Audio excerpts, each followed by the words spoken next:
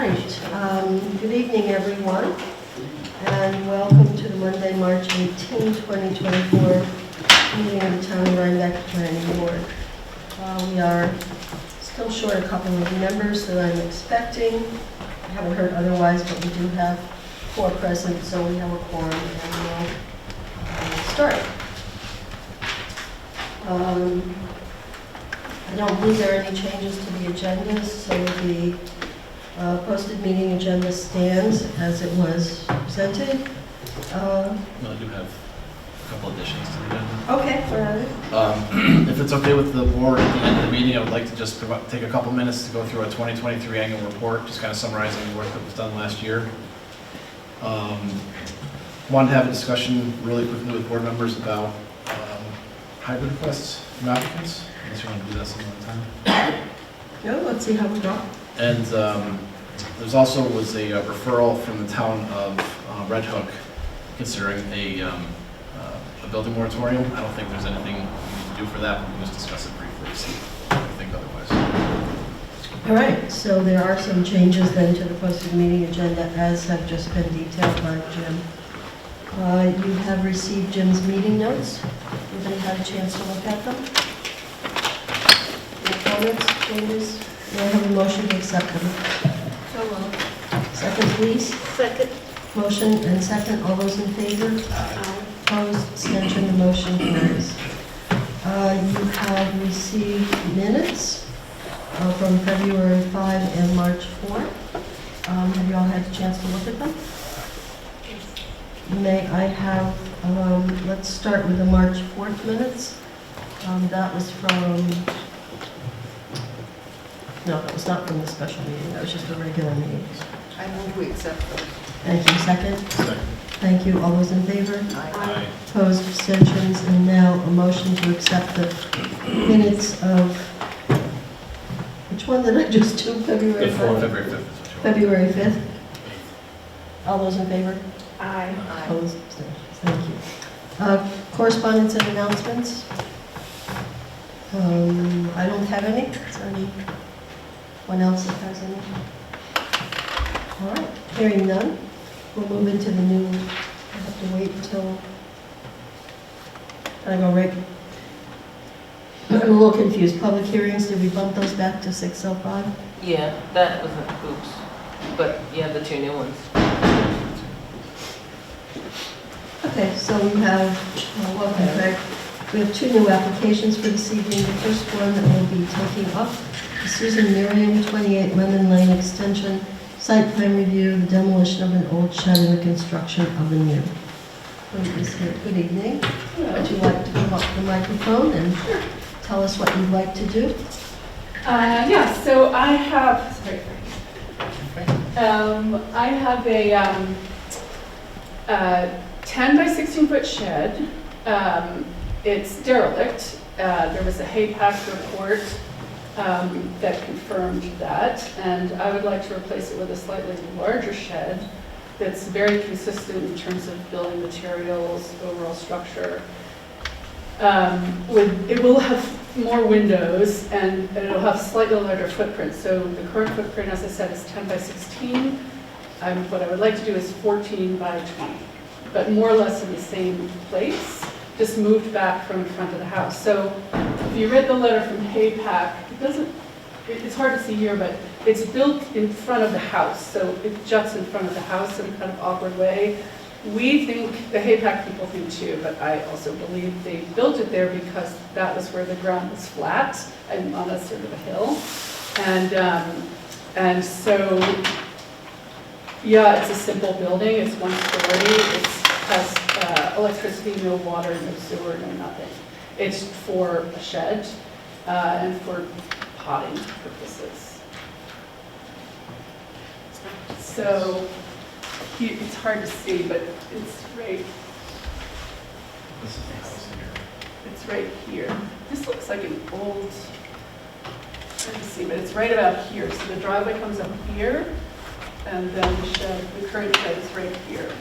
And then, if you look on the piece I sent you, if you go back, you'll see. you can go back to or where the architectural drawing was.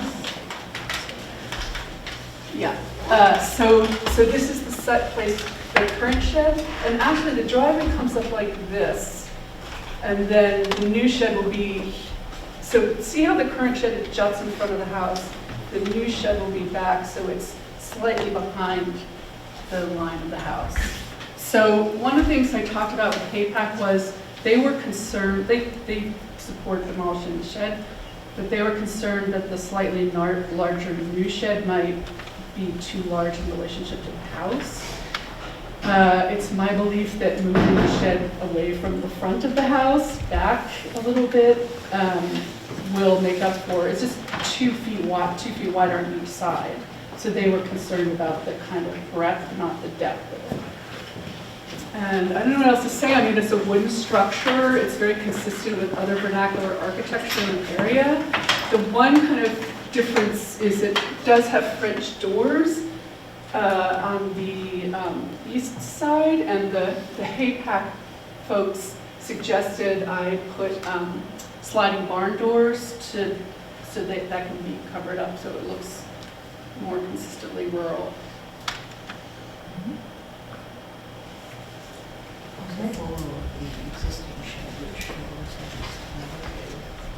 In the application.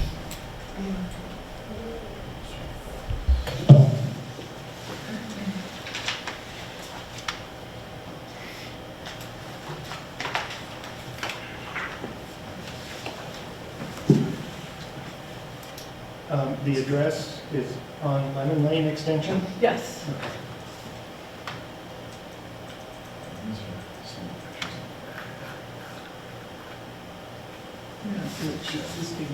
So here you can see how it's covering the front.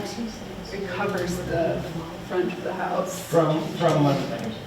Or No, from- so Lemon Lane from- runs here. Okay. And so I could do more research on this, but it's my belief that Lemon Lane is not the original road in the area. 'Cause it's, You might be surprised. really? Because it's so strange to build a house so that it's not facing the road, an old house. It faces Lemon Lane Extension? No, the house does not. So Lemon Lane Extension is here on the east side of the house. I see, yes. This is facing south.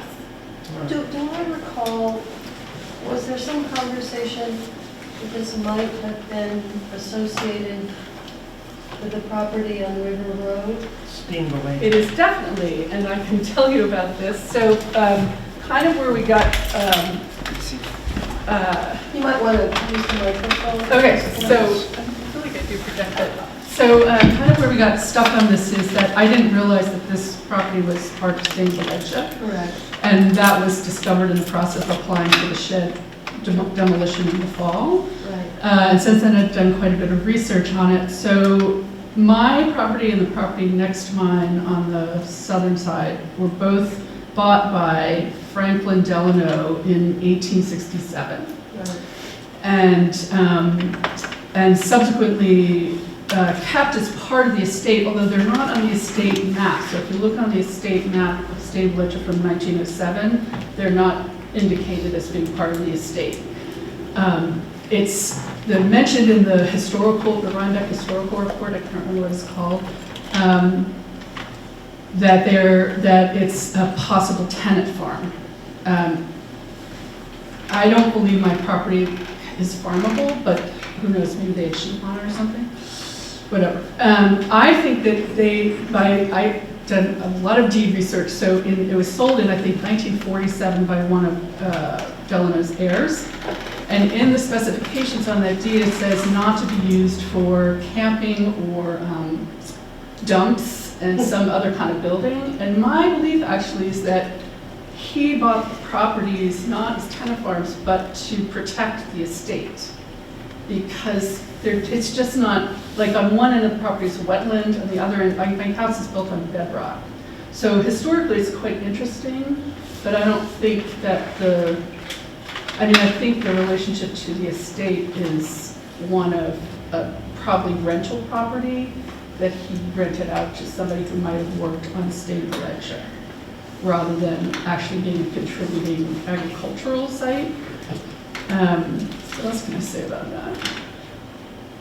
Also, I'll say one other thing, because this did come up during the pre-meeting we had, was the status of the shed in relation as a historic building. And the thing about the shed is that if you look on the aerial maps of the tax parcel, it doesn't appear to the 1950s. So, you know, it could be there earlier. You can't see it. The 1937 map is completely obscured. You can't see anything.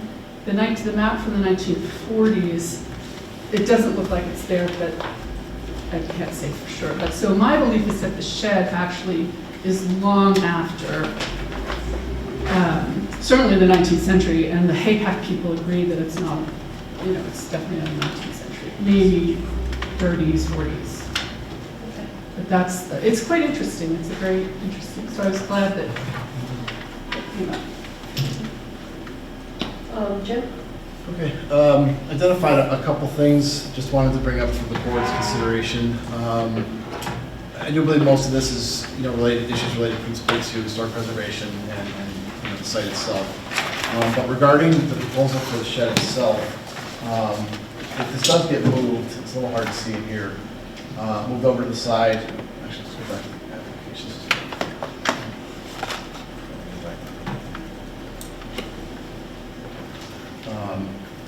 One of the concerns I have, maybe it's not as big a concern given the location here, is just if there's going to be any digging in the ground, the root system would appear to be a pretty large tree. I just would want to make sure we've got protections for that tree, whatever someone would deem to be, you know, that protection area for the root system. I have fought hard for that tree, and we're going to protect the tree. So I've even had my tree people come in and look at it, because I want the tree to stay and not be, so we're going to protect it. Are you planning on digging, or are you just going to put some like, gravel down? No, so there's gonna, so basically this, okay, so the shed, there's not gonna be digging, there might have to be some dirt brought in, but there'll be no digging, so the roots won't be, you know, they won't be uncovered. Okay. The only other thing that I saw, and you heard the comments from HAPAC, she's mentioned, it's just that the application is submitted did not include what I would consider to be a full site plan. A request was essentially made in the cover page to accept the application as submitted, which would be this. So the site plan would effectively be, you know, what we're looking at here. We typically do require a site plan for all applications, but the planning board does have the ability to consider waiving that in certain instances, depending on the implications of what that might mean or what's actually being proposed. So. I think in order for this to move forward with the procedural resolution, accepting the application, we should just talk about if this is sufficient in your minds to be accepted, or if you would want to see a fully engineered site plan for the proposal. Otherwise, again, I think it's mostly historic preservation discussion. Thoughts? Planning board, I'd like to know where the septic field is. Well, I can tell you that. It's really far away from the house because it's bedrock. So if you go back to a map of the property, so the septic field is down here. It's really far. Far away from And the it's, shed. so here, so the shed is about here, and this is the house, and the line runs really far away from the shed. It runs down through here, and it's right there. It's the only place they could find where there wasn't rock. So the section. Yeah. We have a survey of property. There's an old survey. So yeah, because I know this issue about the site plan, and I did request that I sent you, there's another survey that I received when I bought the property, because it hasn't changed since this time. So this is the one I asked to, I know I was remiss on this issue of the site plan. But I can show you, so the septic is like way down here. It's really far away. Yeah, so, oh, go ahead. I was just wondering, would zip by something that said Winnipeg, what is that all about? So this is, so just as, you know, disclosing everything, this is in the Winnipeg Land Trust, my property. and which is largely, they're largely interested in the wetlands at the end and the Butterkill, which runs through the end of my property, and then is a very important tributary to the Hudson, or the Saltkill, which goes into the Hudson. But anything in the crosses, and this is specified in the materials I gave you, anything that's in this area is buildable with, like, it mentions garages, I think swimming pools, maybe tennis courts, like, you know, accessory type buildings. But that's what this is. So that there's an easement? Well, it's That's a held by land the trust. Yeah, I mean, I don't know I don't know if that's is that an easement? It means that I can't build Covenant of some sort buildings that down says here. that you can't. Yeah, exactly. And I'm not supposed to cut down trees that It are, doesn't say anything about preserving the buildings that are there. no, it's not interested in the built environment, it's purely interested in the land. Do you know where the greenhouses for the rest of the properties were once located? Because in first looking at it, I thought, well, maybe it's a potting shed for an old greenhouse. The greenhouses would get torn down because they were really hard to maintain, but very often the potting sheds would remain. It looks like an early parking garage, like from the 20s or 30s. This shed, this is definitely not an old, yeah, I wish it were an old. You said the dimensions are what, 10 by? So the dimensions, the current dimensions are 10 by 16. So it's pretty small. Might be big enough to squeeze a car in. Yeah, you could definitely squeeze a car in there, Yeah. one car. Yeah, Interesting, it doesn't have any there's, somebody threw a diagonal brace in there, but there's no sheathing or anything. It looks like it's kind of tipping over. I mean, yeah, so when I bought the property about 20 years ago, and even then it was registered as poor condition, and the real estate agents do not park a car in there. But yeah, so. And it currently has no, just the one window? It just has the one window, yeah. And the front, so it has, if you go scroll down, it has these, you know, Double bay typical doors. doors, but those windows are long gone. They were not there. And what's the approximate age of your house? Well, the real estate agent said 1840. I don't know where they got that number, but since it was purchased in 1867, I'd say mid-19th century. Yeah.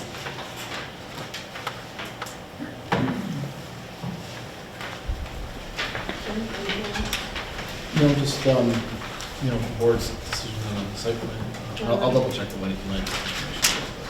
How do people feel about a site plan? I could go without it. Yeah, I think it was pretty satisfying. Any objections to that? I agree. John? You okay? That's a really good question.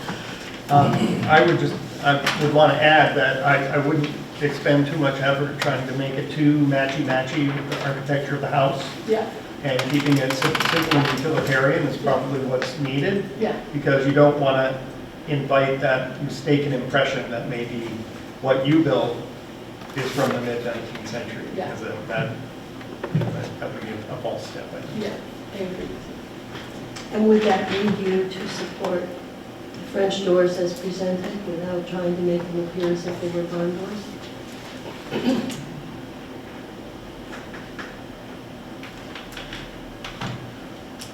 I think I'm okay with that. You like that? Or do you think it's The a- barn doors, I Or do you mean, think it's a little overwrought? I'm of two minds about it. When it was first proposed, I was like, nah, but now I kind of like the idea.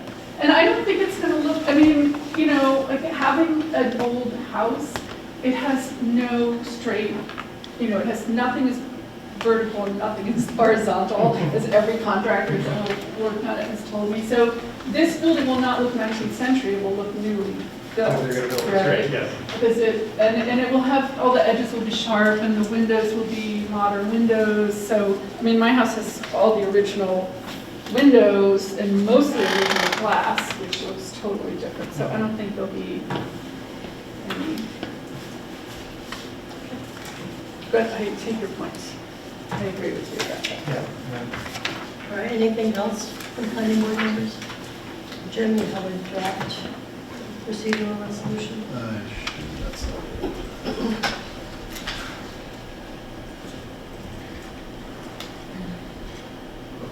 Can you move to the side a little bit? Oh, sorry. There.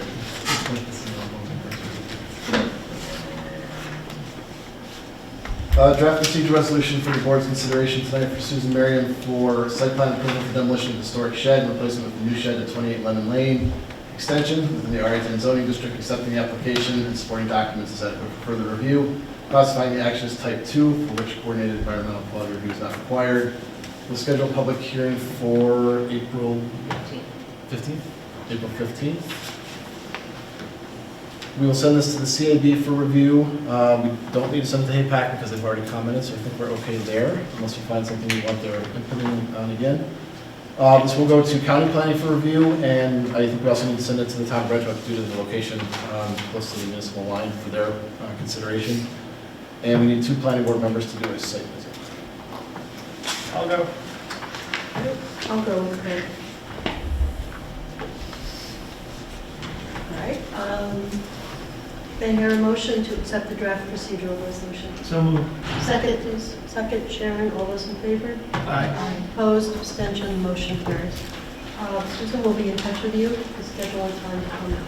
Great, thank you very much. Thank you. The next new application for this evening is Margot Malik, 383 Morton Road, site plan review for the installation of heat pumps.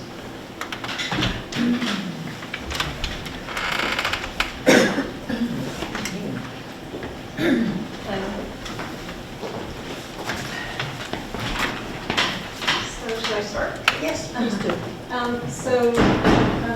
383 Morton Road, I just purchased it about 6 months ago, and I would love to put heat pumps next to the exterior of the house. Basically, what I'm doing is, when I first bought the house, there were a lot of air conditioners and things coming out of the windows. So my idea was to do something also green, and since the house has a great attic and basement room to put ductwork, I decided it would be a great thing to do to put central air and heat in the house, so that all those little air conditioners could be taken out and not obscure the, the loveliness of the house itself. And, putting these 2 things in is part of it. It's essential for being able to do this. And they would go right where the arrow is, which is the southwest area of the house, right where that red arrow is. Now, what I've done is taken pictures of the different various seasons to show. This is where, shall I just go up? And Sorry, I'm just going to go ahead and know if they're on the pictures, but if you want. Sure. So this is obviously the fall and winter. And these bushes, I know when we had the preliminary meeting, we talked about screening. So the bushes obviously lose all their leaves in the winter. And, there was a suggestion, if I put them here, to put some sort of greenery around this so that in the winter, you still, when you're coming down Morton Road, it would be obscured. And so I pitched a couple of things. Spirea is already on the property, so I thought of that, but I know someone on the board pitched holly, which is also a great idea. And I found various types of holly that will grow quickly. Probably 4 to 5 feet, which is about, the pumps sit on a foot platform, and then they're about 2.5 feet high. So that's about 4 feet right there. Obviously the wood would go away. And then this would be thanks. So there was a question of what would, if anything, have to be done to the building. So one hole would have to be made up top where the handler is. And that pipe, it's delineated so that you can see it, but I have a covering that'll go over it. That's the same color as the house. that one little hole would be made, and then this would go down behind the stone steps into the basement, run under the basement, and come out also in the foundation to supply the two fans with electricity. And the, obviously the Freon and such. And that's what we'll be covering it. And this is how it looks in the fall, summer and fall. So, obviously there's much more screening.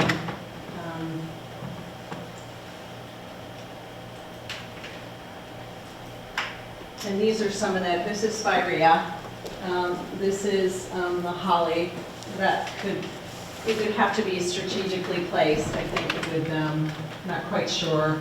It would be 2 or 3 across and 1 down to create sort of like a little hedge, or if they would just be sort of randomly placed, but enough to create a screen so that you don't see the fans from the road. I think that's something that has to be done once they're placed. And this is the site plan.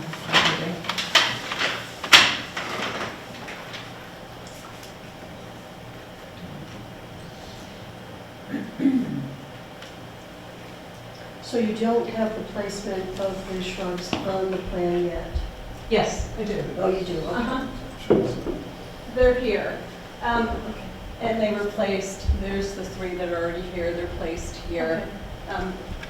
I think, again, it's about whether I come out like this and do this, or just dot them all around so that they all look very organic and not just like they look more organic to the landscape. Jim? I really didn't have any comments on this. I think that the issues are primarily related to historic preservation and views from the scenic road. I think we had all the information submitted that we requested in the pre-con. The covers that you have in here show they would obviously match the color of the house. So as you know, in the past we've asked for the lines to be painted the same color. I guess this will be, so I don't know if you want to condition this to say if the house ever changes that those covers would be painted the same. But really I don't have any planning issues at this point. Planning board members? I have a couple of questions. Sure. Can you go back to the photo of the units? Yeah, there. I'm surprised to see them on those raised, whatever they are. Mine are sitting on a portable concrete pad. Do they need to be raised like that? Well, those were just the ones, I think on something, the newer ones, they suggest that airflow is good underneath, but I know that they can go on concrete. I actually thought those were, rather than putting concrete there, those were a little more attractive. But again, I'm going to be covering that. That was just what Fox Air suggested, so. Are they there now, or they just brought them by for the? No, they brought them by for this to do this. Yes, I think part of the reason is that they have to be elevated off the ground because it's a heat pump, it's gonna run in the wintertime. Yes. So you might have snow. Usually they hang or, yeah, And you don't want snow piling up Right. around your heat source. yeah. Another question, could you go to where we're looking at the piping going up? I'm wondering, once you get up to the attic on that vertical section of the piping, is there any possibility of then going into the attic rather than continuing it diagonally?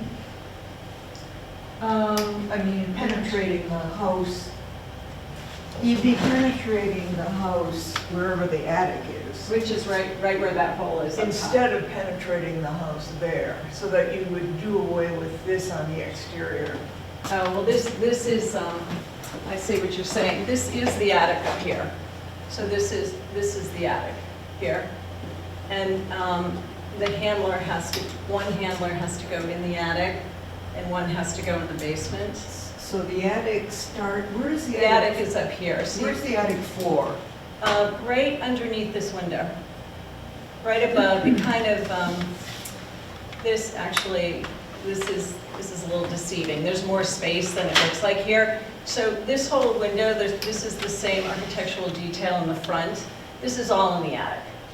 So the floor is, I would say, roughly here, you know, underneath that window. It goes all the way across. I'm not doing it right, but, so that's why that's there. I mean, and I didn't want them coming out of this because I didn't want them to disturb the architectural detail in that. Right. So you won't, yeah, that covering will cover through here.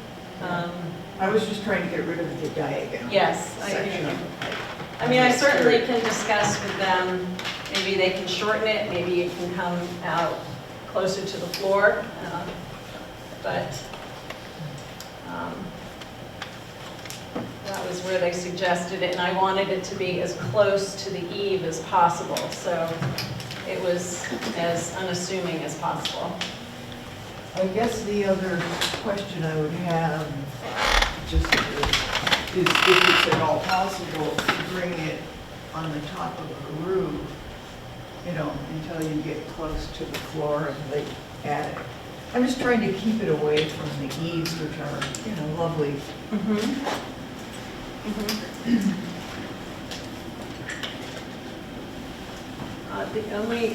The only issue with bringing it along here is that it would have to come down somewhere. And so I thought that running along the edge of the house would be the most, once you put that covering on, it's going to look like one of the panels on the house. Because I made sure they showed me exactly how that would look.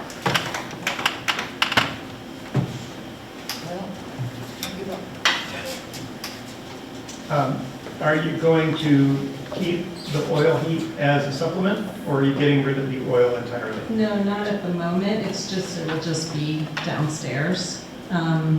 So I guess it would be a supplement, yeah. But I eventually would like to turn it into a green. Yeah. The reason why I ask is you've got a propane tank there, and there's probably room for your condensers next to the propane tank. If you were to go into the basement where the oil fill comes out, it would save you the trouble of making another hole in the building. Well, that won't be in the building, actually. It's going to come out of the basement. But I actually, that was there when I bought the house, but I'm not sure that's even supposed to be under the window of the kitchen, sitting like that. So that's why I just didn't want to put another mechanical next to the propane tank. But I understand what you're saying. It's not that much of a distance in the piping, because it runs under, in the basement, and then it'll come out right here, not on the house. It's coming out right from this cement wall of the basement. So your line set, which is the Freon lines, come out of your condensers and they go into the basement. And then run along the One top. of them comes through the basement and then comes back outside to go up the house? Yes. Yeah. It's just, it's such an architecturally Yes, I important understand. house Yes. that it's going to really require someone with some skill and capability of disguising these lines, and it can be done in a very skillful and elegant fashion if you get the right people. Yeah. Well, But if you get just your, you know, the guy who's putting heat pumps in all day and all night in yeah. not historic houses, you're going to probably not be satisfied with the result. Well, it's Fox Air, so I thought, you know, they're pretty reputable, I hope. But they, yeah, I But don't, I will I don't be think there. they have a historic building specialty, do they? No, I don't. Because you've got a lot of advantages in terms of having the vertical board and batten, Yeah. because that allows you to go up. But why you would choose to go diagonally across those battens with a line set is just kind of a peculiar choice. If they could be concealed within the eaves, if some of the lines could run interior as you're already doing interior lines that run Well, to the that's- basement. Right, but that's living space up there, that's why it wasn't, and it's living space, that's the master bedroom right there. So it wouldn't be able to run through the house. Maybe you can go down along the roof line so you don't see it. Maybe you can go this way. You know, maybe you can come down here and run down here and then down. I can certainly discuss that with them, so you know. So it's a little less. So then the diagonal is over this roof here, flat. This is a flat roof, Yeah, actually. that might be a little less noticeable. Okay, yeah, definitely. Yeah, I think it would be less noticeable. Elise? How did you know I wanted to talk? Because your hand was moving. I definitely like the roof line option, I was gonna suggest that. I think that does, like the board and batten will disguise it a little more. Also, I recently found this company called Air Deco, and it's the first time I've seen covers for the compressor fans themselves. And the compressor fans are still there, but then they are very linear, clean, matching to the house. And I just thought I'd put it out there because I think that might add to the disguise of the fans. And then I just thought I would add, I definitely prefer personally the organic planting line because I think it feels less forced. And in a historic home, I think, having something that feels a little more natural is positive. Yeah, agreed. That's it. Anyone else? Jen, you have a draft procedural resolution?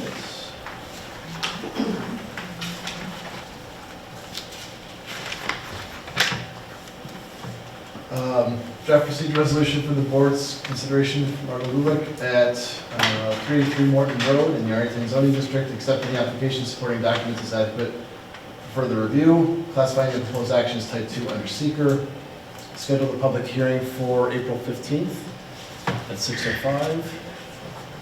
We will send this to the CAB review, the WAC, because we are within the LWRP area, as well as PICOC. County planning, we got this because it's a site plan, and we need 2 planning board members to do a site. I will go. Sharon and Edna? Okay. May I hear a motion to accept the draft procedural resolution? So moved. Thank you, Craig. Second, Edna. All those in favor? Aye. Opposed, abstention, motion carries. Thank you. That'll be in touch with you, schedule. Now moving to the public hearing portion of this evening's meeting.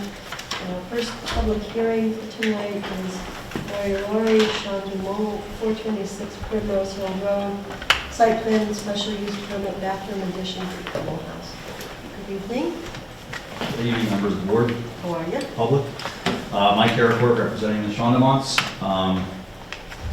Since the site visit with Edna and Delise, which I did let them know that Mr. Kaminsky and I, Mark and I, had a meeting with County DPW, and they have signed off on everything, so that application is in the process for the construction roadway going in. As a second item, the Board of Health, we have our initial comments back from them. There's been minor changes, additions that they would like on the paperwork. Mark has let me know, and he is expecting approval for the next meeting. So my request is that I do and continuation to the April 15th meeting, if that's acceptable to the board. Okay. Jim, do you have any comments? Anything new? Nothing new. Just made the note in my notes that at the last meeting, the board did determine that it will only be 1 bedroom in the structure. So I just wanted to make sure that on the record. Absolutely. Do you have a site visit report? Yes, we do. Actually, we have a couple of photographs, don't we? Can they go up at the same time? Both. I can make them.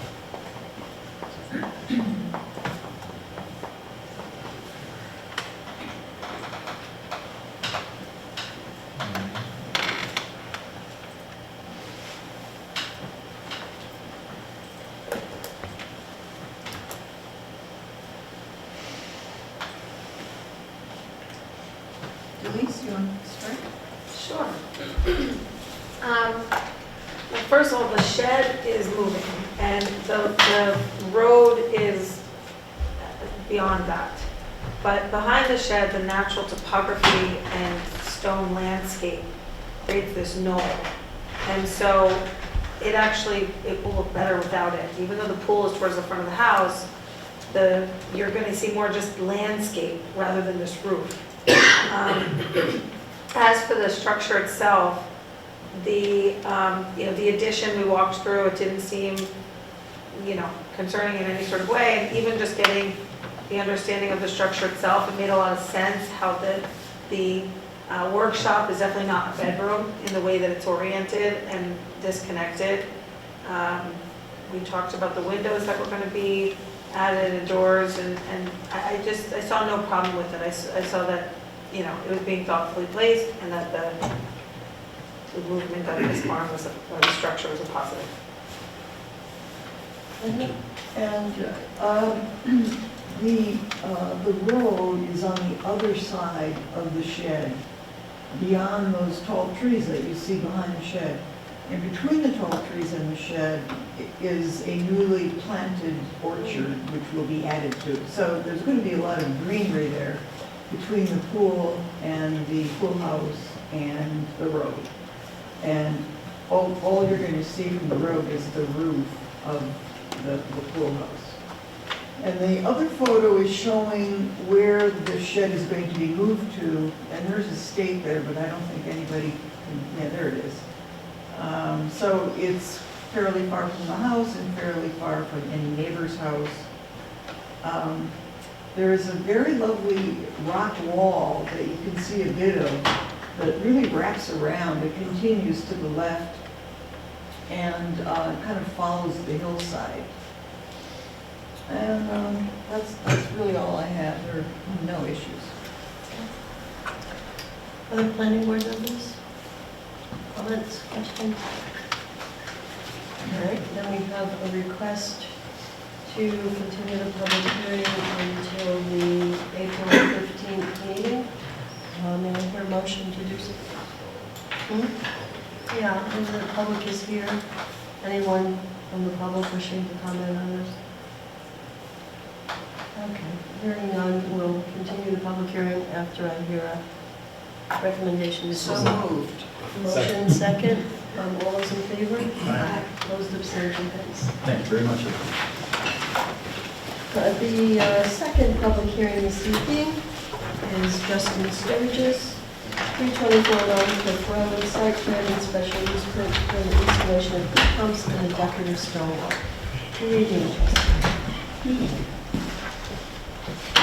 Justin Sturgis at 324 Rhinebeck Road. So we are in the RM1 zoning district, Rhinecliff overlay, and we're on Rhinecliff Road, which is a designated scenic road.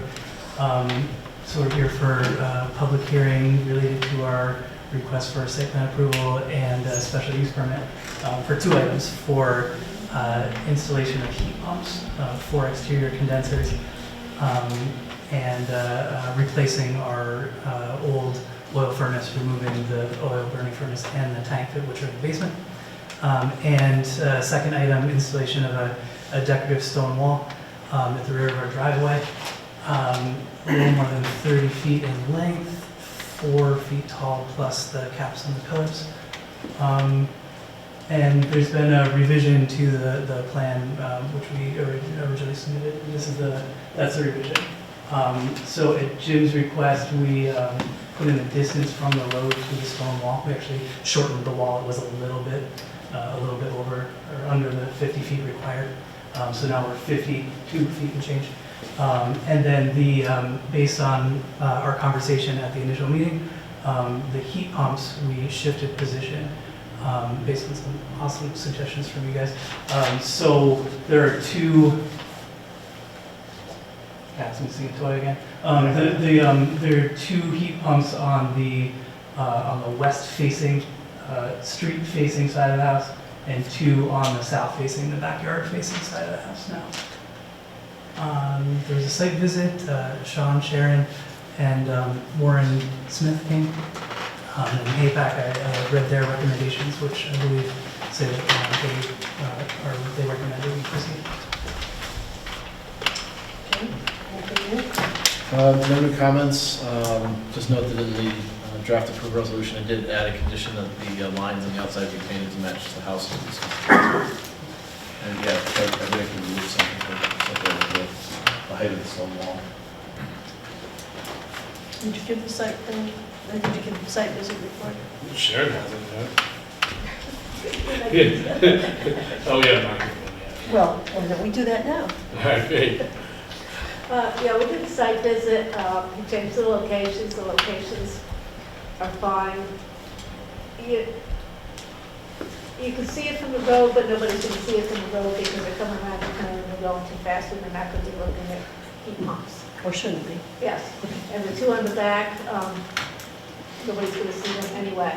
The stone wall is a replacement, which will be an improvement, because it's a very small parking area there, so. Yeah, so the changes are good. No problem. Yeah, and I think the only other thing to add is, I think in the first meeting, there's a concern of like backing into them and stuff like that.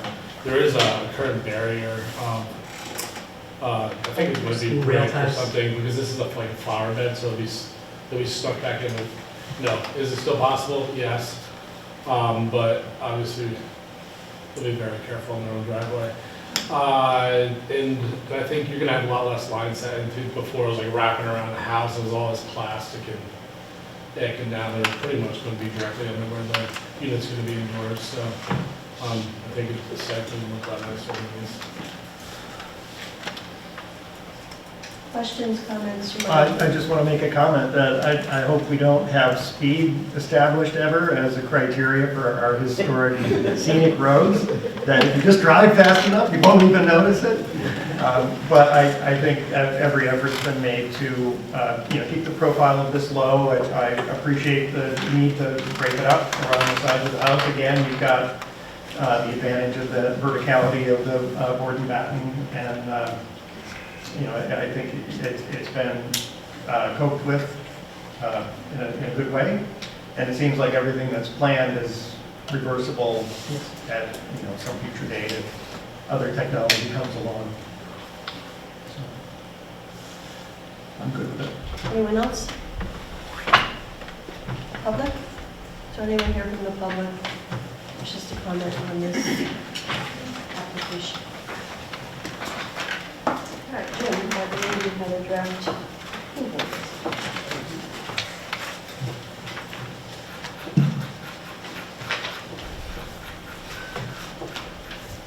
Draft approved resolution for the board's consideration for Justin Sturgis for the installation of heat pumps in the decorative stone wall, 324 Rhinecliff Road in the RM1 zoning district. Reaffirming the action is type 2 under seeker. Finding that based upon the submitted information reviews undertaken, including the site visit report, the proposed work is consistent with the objectives and regulations of Chapter 125.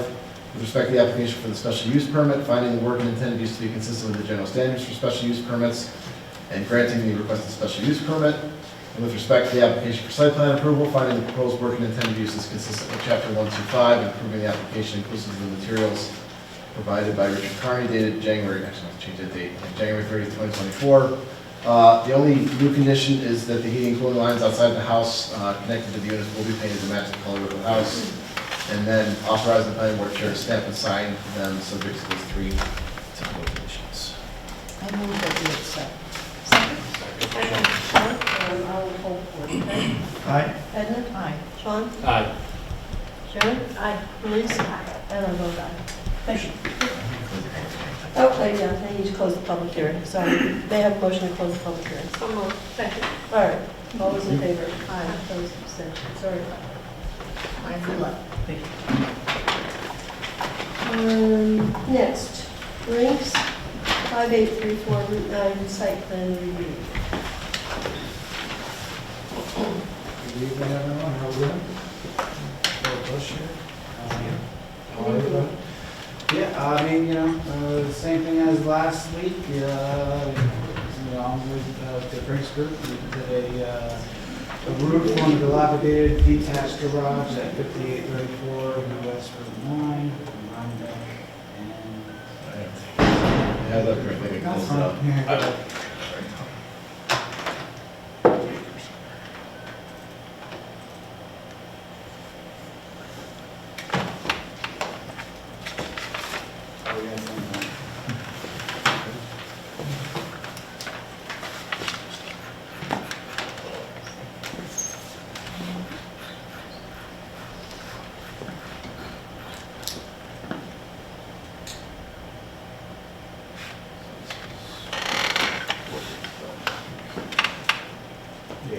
pictures of, you know, previous, during, and then after. That's the finished product. It's 7 and 8 currently as it is right now.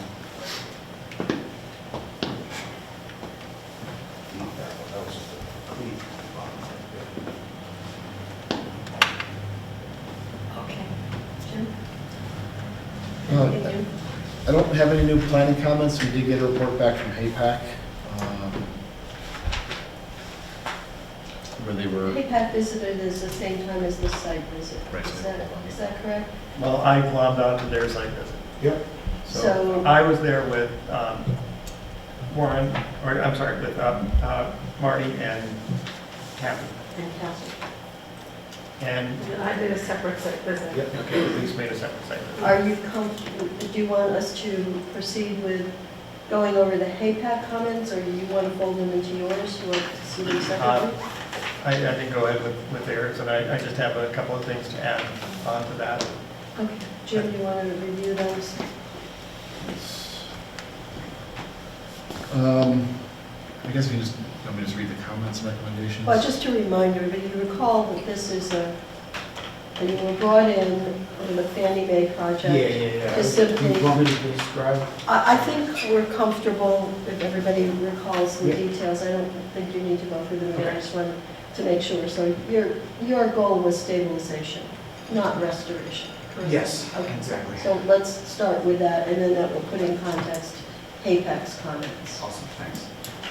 Yeah, so I'll just read the comments what we did get from them, just take a minute here. So as they noted above when they were discussing the details of the site, the property is a rare survival and worthy of preservation at the highest level. Though unpermitted, the work on the barn may well disturb the structure depending upon how long it remains on the market. The roof replacement, the replacement roof should be viewed as a stabilization or interim effort, and for that effort, Fannie Mae should be commended. We question whether the proposed shingles should go on the roof or whether the roof should not receive a temporary covering. Taking that approach would require the eventual purchaser to come back and have further conversation. If one wishes to maintain the original exterior appearance of the rafter tails, the rafter tails would need to be changed. This can be done. If one wished to restore the exterior as well as the interior, and the interior not being in the purview of HAPAC or the planning board directly, the roof would have to be reframed with suitably sized members at the proper spacing. Careful inspection of the top plates on the sidewalls should reveal this information. It can be done once the property is in the hands of a permanent owner, enabling them to restore the entire exterior of the barn. What is of greatest importance is the unique nature of the property and the preservation opportunities and challenges it presents. It behooves our entire community to go to extraordinary lengths to see the property preserved. So maybe then I turn to you and Delise to do your site reports, and Jim and I are a little puzzled as to how we might be able to implement, and John is here and may be able to help us talk that through, because I don't know how we condition something for the future, but I'll Right. turn it over to you at this point. Yeah, I think things would have gone very differently had this been filed and we had had our review at the front end before a lot of demolition work got done, but what's done is done. Typically, what we like to see with buildings of historic importance is that only the least measures found to be effective is what we employ. So, do the least amount of demolition that you have to do. Don't tear the entire roof off and put a new roof on, even though, 6 of one, half dozen the other, whatever. We usually go with the, Did you see the pictures? I mean, it was pretty much. I wasn't there, and like I said, it would have been a very different conversation had we started at the beginning. But given where things are, I think it is beneficial to the long-term survival of the building that it has a roof on it that will shed water. So the refraining from putting a 30-year or 25-year roof on it, I don't know what, There's a lifetime. with the asphalt shingles. Easy to come off and, they can just tear them off and put metal on or whatever they want to put on after that. But your intention was to put asphalt shingles on? No, there are asphalt shingles on right now. So, and those, you put those on? Oh, yeah, I did, yeah. Okay. It seemed from Marty's report that it hadn't been done. Yeah, that's the way I read the report too. But Oh, no, if you look, those are asphalt shingles, architectural asphalt shingles, they're charcoal colored. Okay, to match the house. right. That So I think that will serve Answers the, that yeah, it'll serve the purpose of the building. It's got some interesting features to it in that there's an older timber frame structure that at some point in the 19th or early 20th century, additions were put on it, maybe a new roof. The roof that you demolished was, probably appeared at that point. Exactly. There's also the issue of There was the, asphalt shingles on it when we got there. right, and there's the issue of the loft that's up there. And And, it probably wasn't there at one point, it was Right. just a cathedral. yeah, and there's part of the floor that has collapsed. So there are issues that they would have to be resolved if the building were to be put into some purpose. If you were to use it for some, even storage space, you would want to do something with that, yeah. And that brings me to my question. Go ahead. Would it behoove us to not do the interior stairs? I know I brought this up to Kathleen, and she kind of didn't really have an answer for me. Yeah, and again, And I was that's, wondering if that was something that would be better for all parties involved, even parties in the future, if we were to not do the interior stairs and just kind of block that off with plywood temporarily, so it was a safe structure and able to sell. That way we don't disturb any more future, any more of what's here. right. Because the staircase that was there is, it's about an 8 by 5 foot And it's like footprint. The steps are extremely It's a steep. steep, and it has a swift return on it, and then it lets you out if there had been a landing, if the stairs There went is, all the way up. well, it was there, but it was just, we had to tear it up because it was rock. Okay, and there's a platform there that is partially rotted and. So that's what I was asking you guys, if you were able to, if it would be better for us to take it off of the permit, application, and we could just kind of basically block that off and then put temporary plywood up on the top. That way you can't access the top, only from the outside where the, There's a hatch. the hatch, or, Okay. the outside where it's got the, barn door on the, the ladder access. I don't think that that's objectionable at all, I think, and, well, I was talking to my boss, and I think that's the best way to get this kind of moving forward. If you guys Yeah. have any objections, let me know. anything else? that's about it. I mean, it's a really interesting property, it's an interesting house, and this barn is a feature of that. And it is a local designation for landmark status. So. Elise? I think I pretty much covered it. I also agree that not doing the stairs made sense, and it was very clear that the process wasn't ideal, that the preservation was really important and was in jeopardy. I know it was also in the report, but just furthering the impression I had when getting to walk through the house was really impactful. Seeing in very good form and very original form. It's so rare that you see that, to the point where there's no kitchen. They had a small kitchen in the basement surrounding the original kitchen with the fireplace still there. We go into these old houses and it's like, oh, the kitchen, this was the old fireplace in the basement, and it's a basement now, it's totally destroyed. You could see where the original kitchen was. It was beautiful. The thing is, for somebody in the future to make it livable, there's modifications that are going to need to be done, and how do we, as a board, the kitchen's going to have to go upstairs. How do we try to keep some of the protection around it while still letting it be livable today? So. I want to, express our appreciation for your working out that the members that visited the site were able to go in the house and be able to see that, because it was not necessarily part of the site visit. So thank you for arranging that so that we have a better understanding. And I think your question is, so my understanding is that you, as the contractor, one of the preferred contractors for Fannie Mae, are not going to be, there's currently no plan to work on this house to get it ready for sale, or No, there not right is- now. No, we want to. I know you are. You made it very clear that this is not. Fannie Mae, what they want to do is that, this is a foreclosed home. So Correct. they bought this property. Correct. And now they want to make it, so someone can, get a mortgage on this house. In order to do so, there's certain criteria that you have to bring up. So bring up my the code, bring question everything up to is- code. Was the repair of the barn roof the only thing that they feel needs to happen to be, okay. So what's the next, to prepare ourselves? So I mean, right now, we're signing off on your book. But I'm asking, how are we to know if Fannie Mae is going to continue to work with other Fannie Mae approved contractors to do additional work on the property to get it ready to sell? You want an assurance from? No, I'm not, I'm asking what the process is. Because The pro- you've indicated that your company, Brinks, is not likely to bid on the No, we future. don't, because it's basically out of our hands.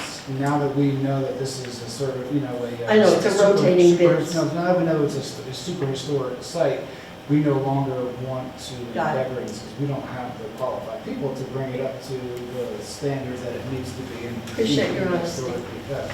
We Well, just don't- we were also talking a little bit more about the process, because I'm very curious about this stuff, obviously. Go ahead. It was like, they bring in other contractors for different things, but I was saying, like, well, what do you assume that they're gonna need to do? I mean, I know what I assume they need to do to get a mortgage on this, right? Yeah. it's- And we were talking a little bit about it, and it's like, there is cabinets, they're not historic, in the basement that sit there.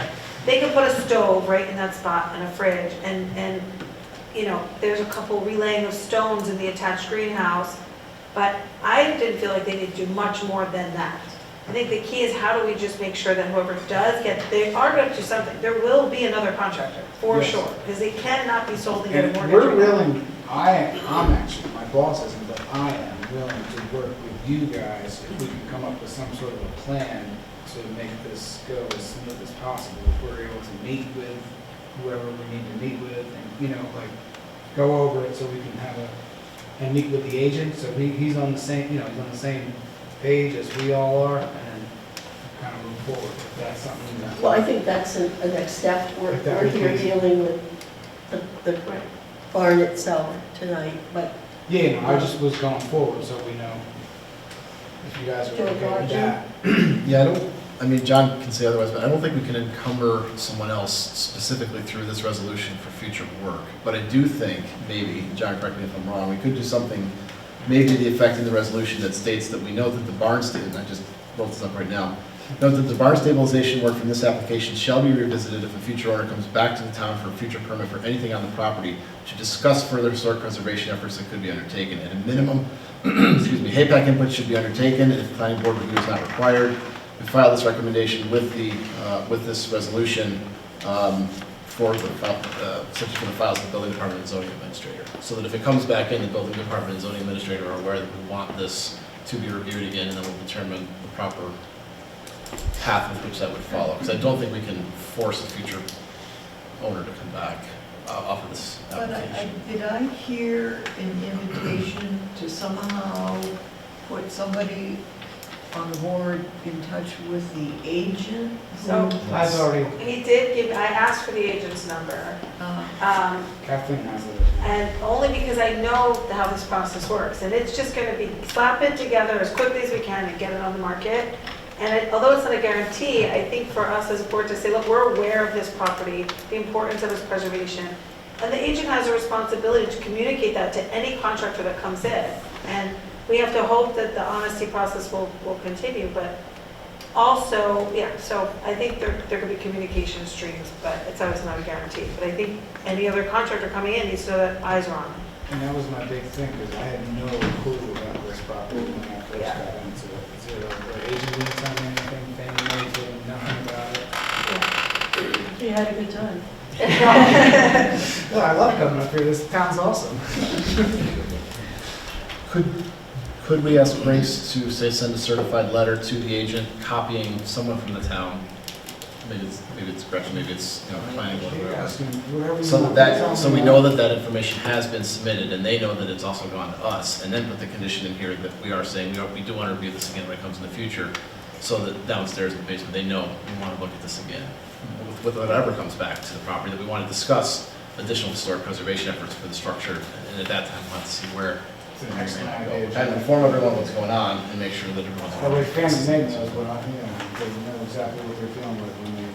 What are your thoughts, John?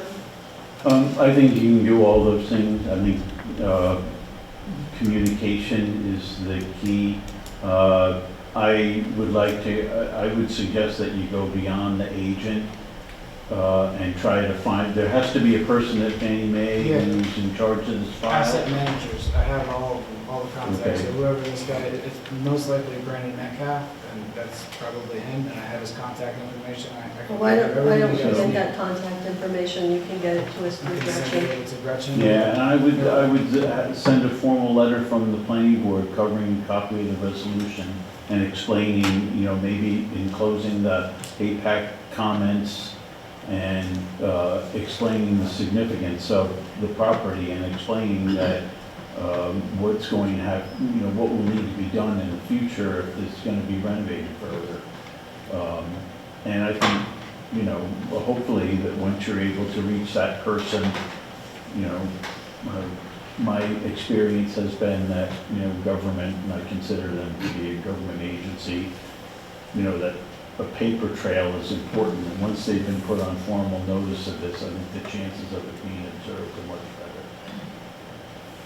And copy the agent too, though, because that's the person who's doing the day-to-day. Are you okay with that? Love it. You love it. Yeah, there we go. You've had a great day, and Sean loves it, so we can close the meeting and everybody will be happy to see you. Anything else from planning board members? Anyone here from the public? Okay.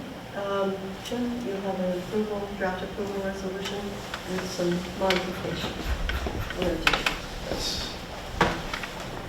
So for Briggs site plan review, approval for the roof replacement on the garage, and I will take out the replacement of the stairs, since I guess we're going to be removing that, so just for the roof replacement.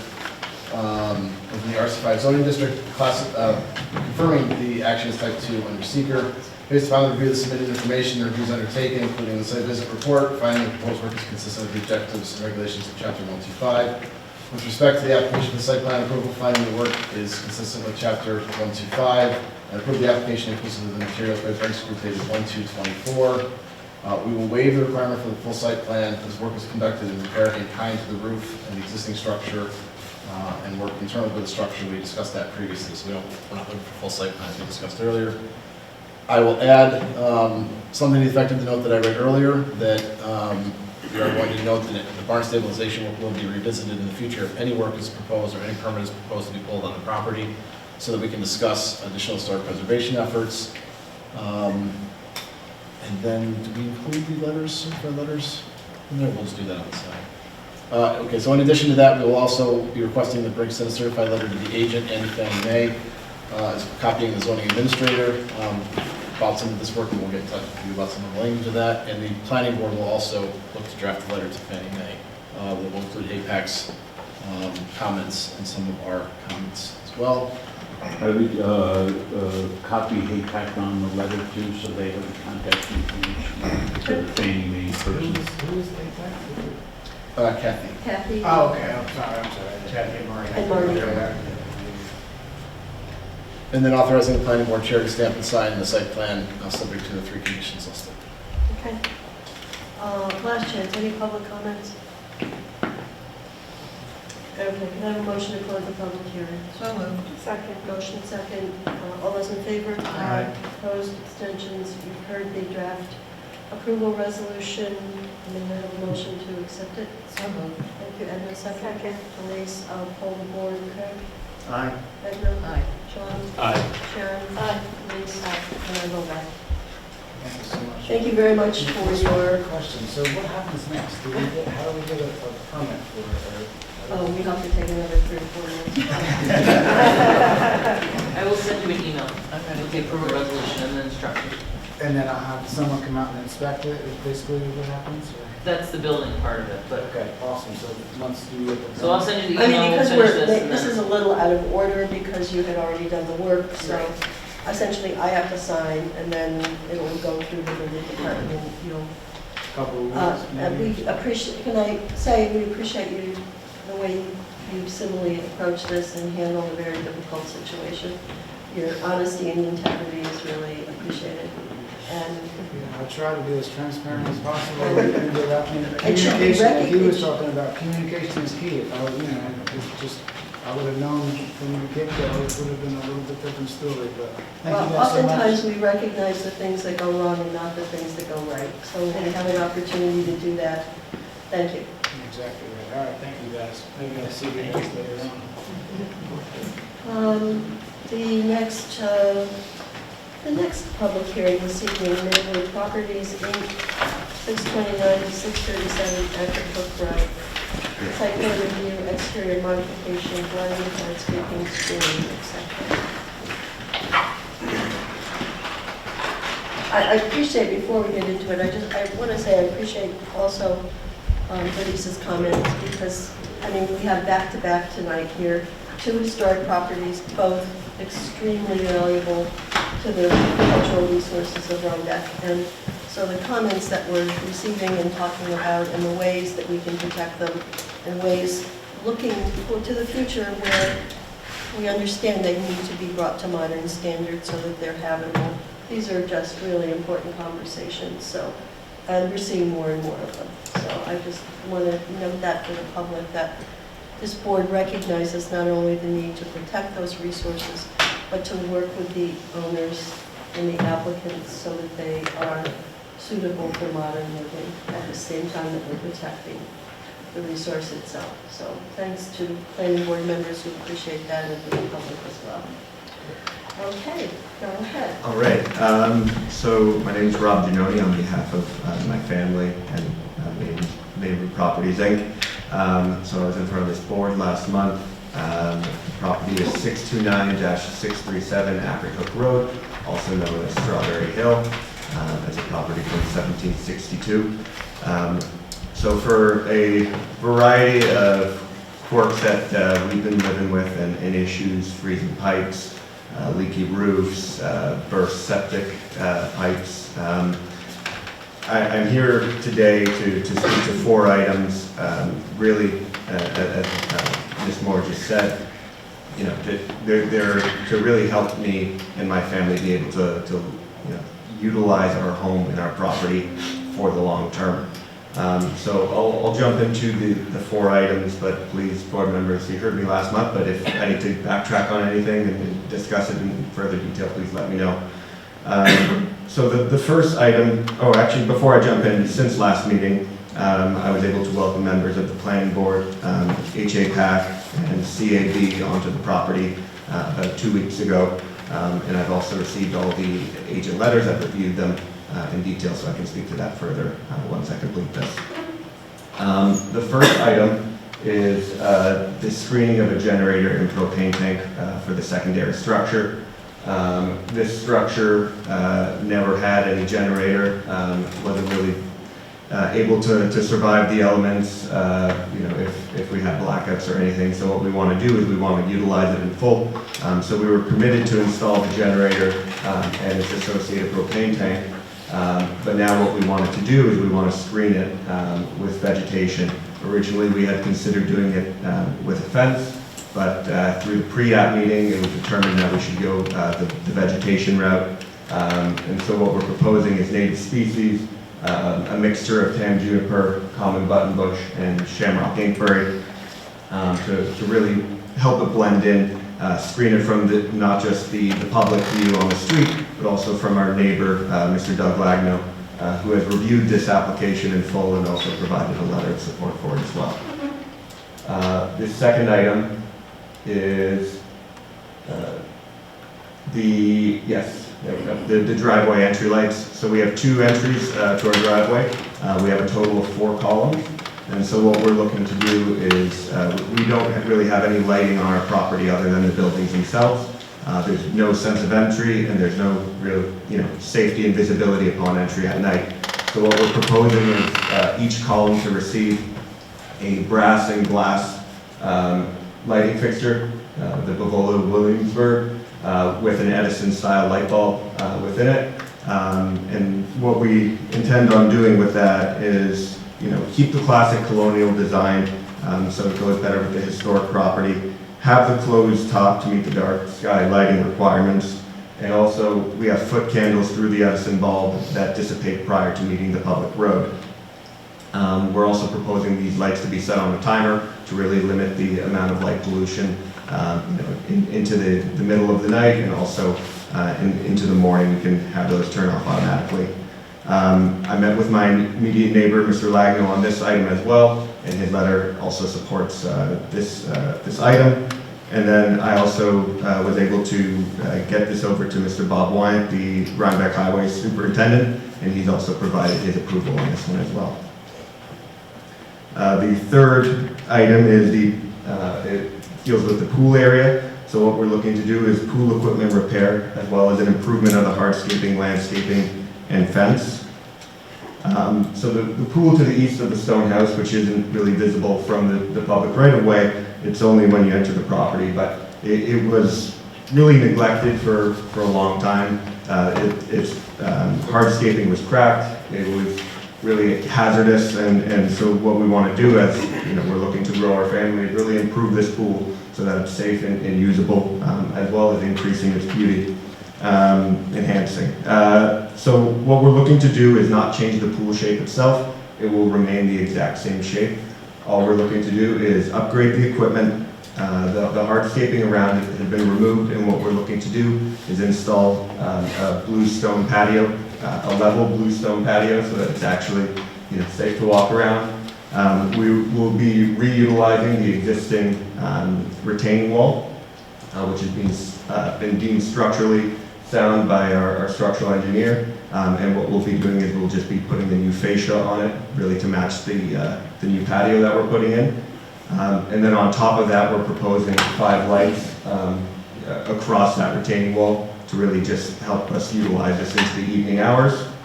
And finally, what we're looking to do is replace the previously existing green aluminum fence. And what we'd be looking to do is make that a wooden fence, 4x4 panels that do meet the uniform code, but we just feel like the wood better matches the historic property.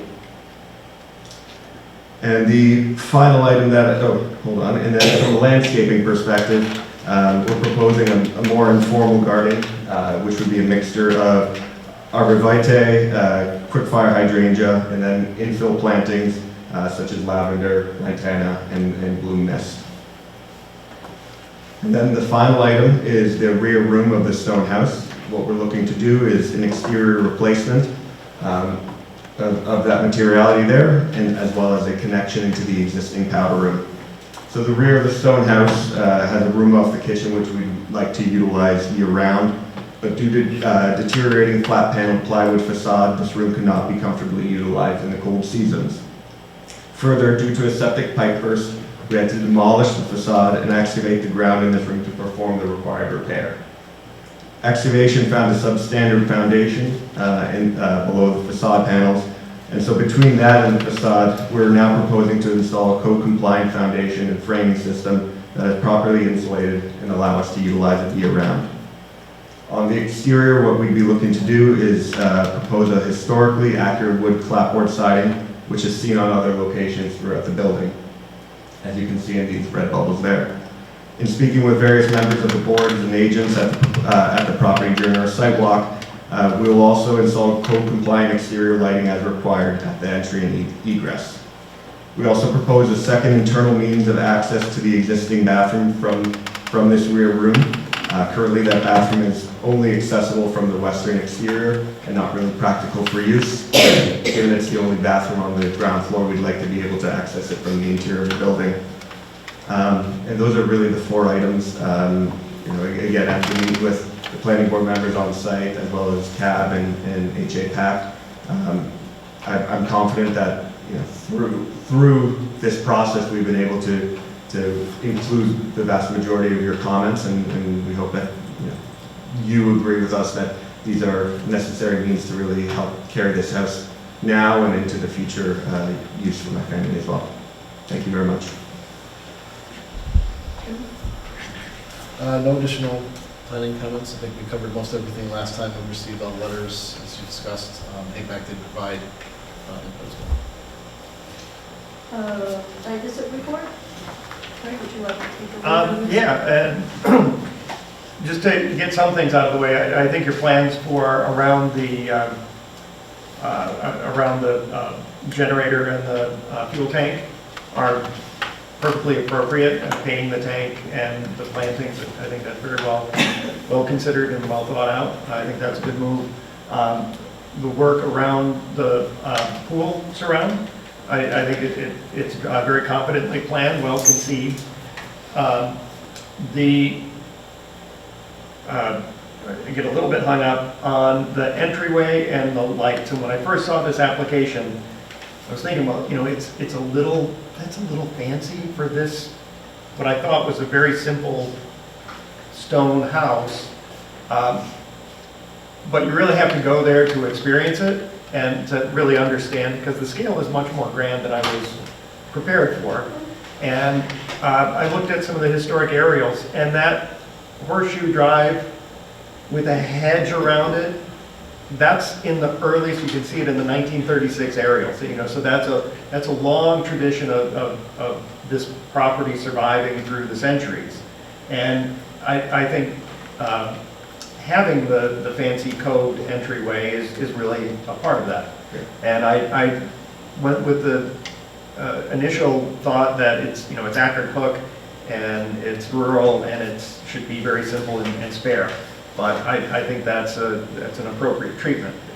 However, the construction of the piers near the top, it gets a little sloppy, and I wish you would consider reconstructing that in a more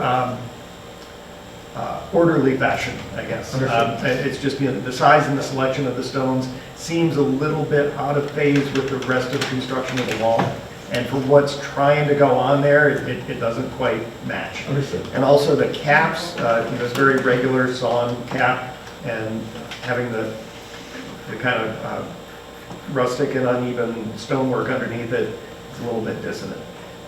So making that correction, I think, would be well worth your while. The work that's planned for the back of the house to cut into the stone wall. And it's something that people on this board will say that fight you tooth and nail before I let you cut into the wall of a historic building.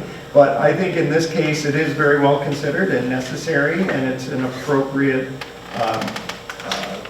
alteration to make this space more usable, more livable.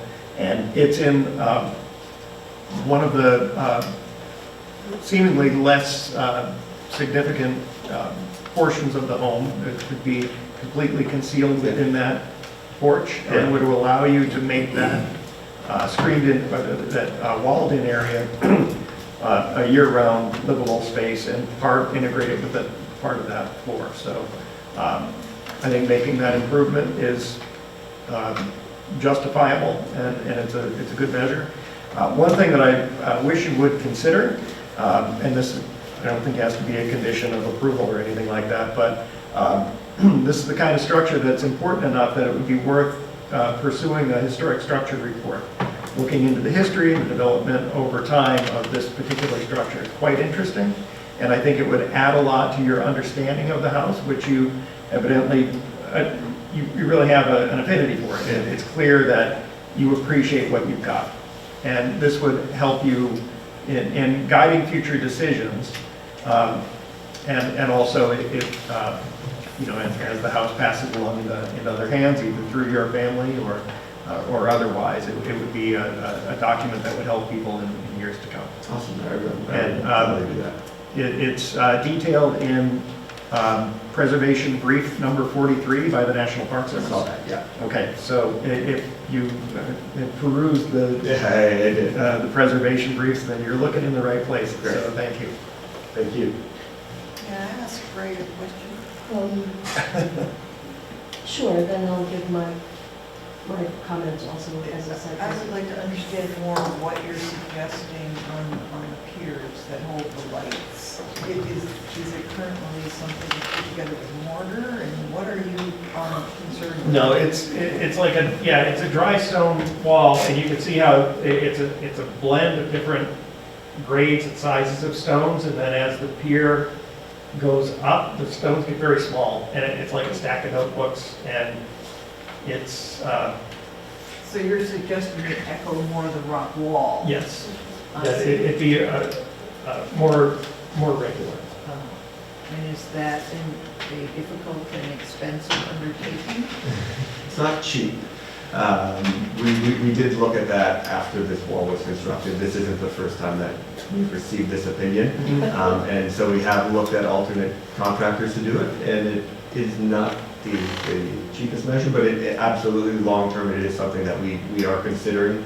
It's kind of going through our priority list, but that, the entryway and the fact that we're spending money on these lights, it's something that we really care about, and so it won't be forgotten.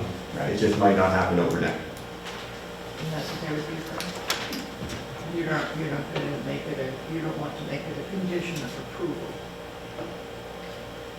No, I don't think it needs to be. I think my sense of it is that it will begin to suffer its own problems before too long because of the way it has been constructed. You're nodding, I think you know this. You will have to deal with it yourself before too long. Yeah, and Because again, it's that's going not the to- first time I've heard that. Yeah, so you will have an opportunity in the future, maybe not the too distant future, to improve upon the construction and the design of this. It's going to be inevitable. It's just going to happen. Absolutely. The fact that we're putting the lights on top of it as well, the last thing I want to do is for those to topple with the column. So again, it is a priority. It's just not going to happen today Or tomorrow. or tomorrow. Maybe Thursday. Right, so I was, also had the opportunity to be present on the site visit, and I would echo and concur everything that Craig said. I would go a little bit beyond that and say, once again, like the property that we talked about with Brinks, it is the combination of historic resources on this property that contribute to its significance. So you're getting a glimpse at what is a very spectacular and very rare and very unusual barn that I know you're also aware of, and know that that has to be dealt with. So we applaud that. In terms of a structures report, I was approached by the county historian who's been working extensively on doing research in the Württemberg area, and this as I guess I would not concur with the reports that Henry Beekman built it and lived in it. I think it was definitely Henry Beekman's property. But what's interesting about it is it probably is tied to the Württemberg area in terms of its geography and tied to Morgan Lewis and some very early property owners there. He would be more than pleased to include research on this property and what he's doing at Württemberg, if you would be so kind as to allow us to put you two in touch. Yeah, So that would be I fantastic. think he's ready and willing to expand his research base to include this and maybe also be looking at the structural stuff. So if you're okay with that. Absolutely. I concur. I myself still have some worries about the construction around the pool and the retaining wall. I think it slopes down there. I'm a little worried about the water running.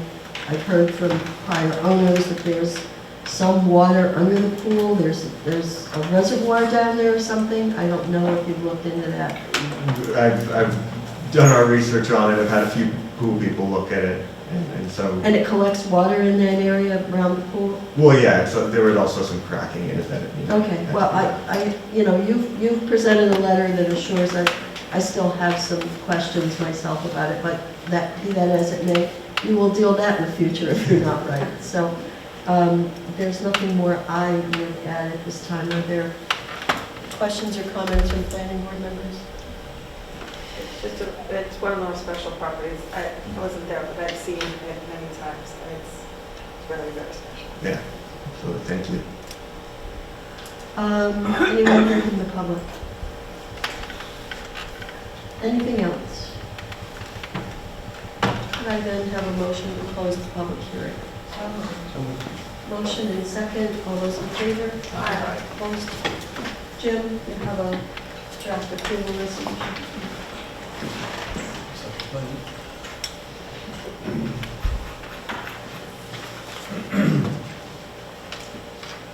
Draft approved resolution for Maywood Properties at 629 to 637 Ackerhook Road within the RC5 zoning district. Permit classification of the action is type 2 under seeker, which for the environmental quality review is not required. Based upon review of the submitted information, finding that the work is consistent with the objectives and regulations of chapter 125. With respect to the special use permit, finding that the proposed work and intended use is also consistent with general standards for the special use permits, and granting the requested special use permit conditioned upon receipt of the site plan approval. And with respect to the application for site plan approval, finding the work and intended use is consistent with Town Code Chapter 125, and approving the application inclusive of the materials and plans submitted. Authorizing the planning board chair to stamp and sign the above-cited site plan to the satisfaction of the 3 conditions below. Just a quick question. Yeah. Please scroll up to number 2. I don't know if that pertains to... Oh, I'm sorry, I'll fix that. Great. Awesome. All right. We have a motion? Edna?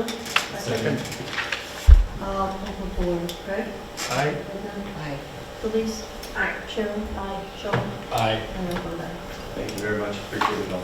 Good. And I'll have the county historian be in touch with you. Awesome. Thank you.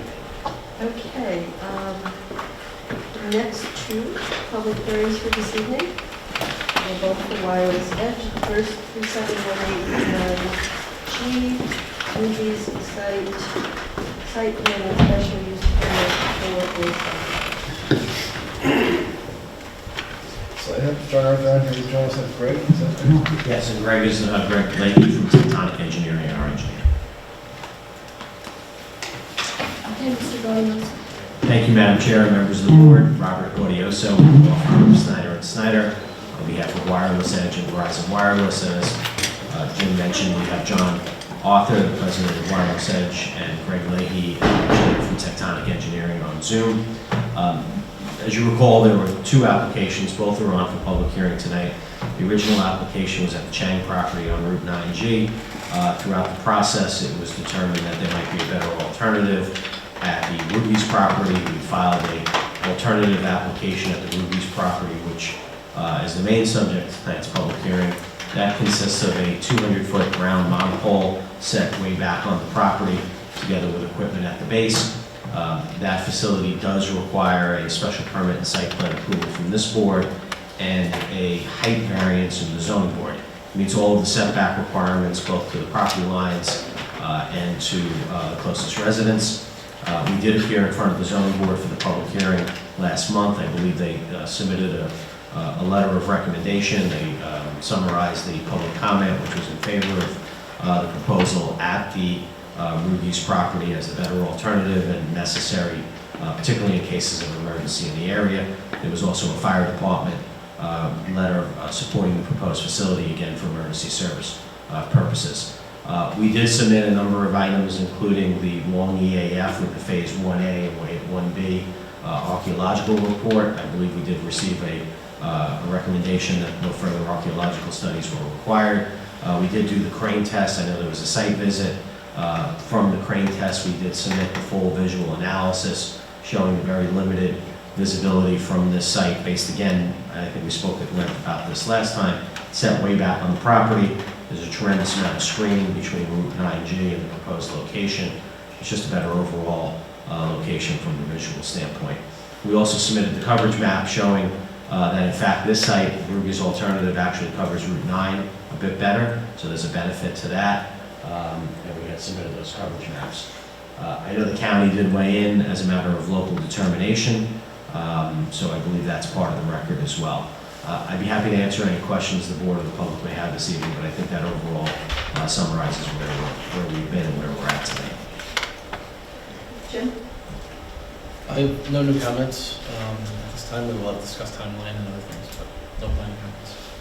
And I believe a site visit was conducted. And Sharon, I know you were on it. Someone else? Sharon? Aye. S&S, go ahead. I just would echo, it's extremely screened, where the new site is extremely screened from the road, you can't really see houses. The improved coverage for Route 9, I think, is also quite lovely. My only other comment would just be, I don't know, is the road that they're constructing, is that, I'm assuming, going to be paved or something?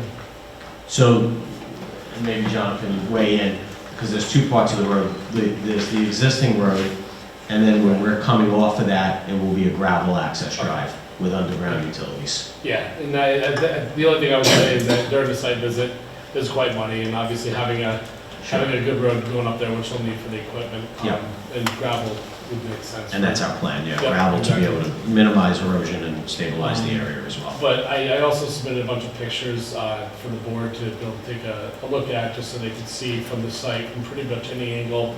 The only building you could see from that site would be the back of the Ruby's building. So it's quite screened from pretty much every angle. I don't have anything further.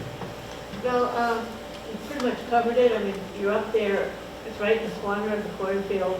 You can barely see cars over on 9G, and that's with all the leaves off the trees. Yeah. So it's a really excellent location. And it's not out in the middle of the field, it's off in the corner, so it's not really taking up, it's such a small area. So, but yeah, it's a gravel road. Yeah, absolutely. And if you recall, when we first discussed this as an alternative, we thought for sure it would have to be over 200 feet. We thought for sure it was going to have to need FAA lighting.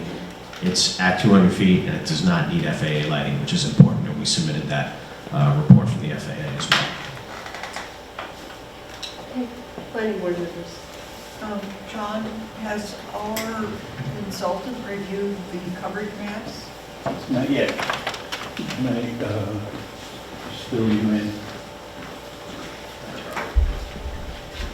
John Lyons from Grant & Lyons, the planning board attorney. So the materials have been sent to the consultants, but I've been able to talk to George James, but I haven't been able to reach Ron. I'm going to continue to do that. But I did want to get some feedback from the board with regard to both of those consultants about just sharpening what it is that the board's expectations are for the review. Ron, what I've asked him to do is to take a look at the coverage maps and the radio frequency information that's been submitted, and to just provide an opinion to the board about whether he feels everything's been done properly. I don't know whether you're looking for a wider scope of opinion than that. Well, my takeaway from going through the coverage maps was that they support the 200-foot tower. I would simply like our consultant to opine. Okay. When you say support, can you just elaborate on that for me? Well, I'm not an expert, but going through the materials, it seemed to me that the coverage map suggests that 200 feet are required.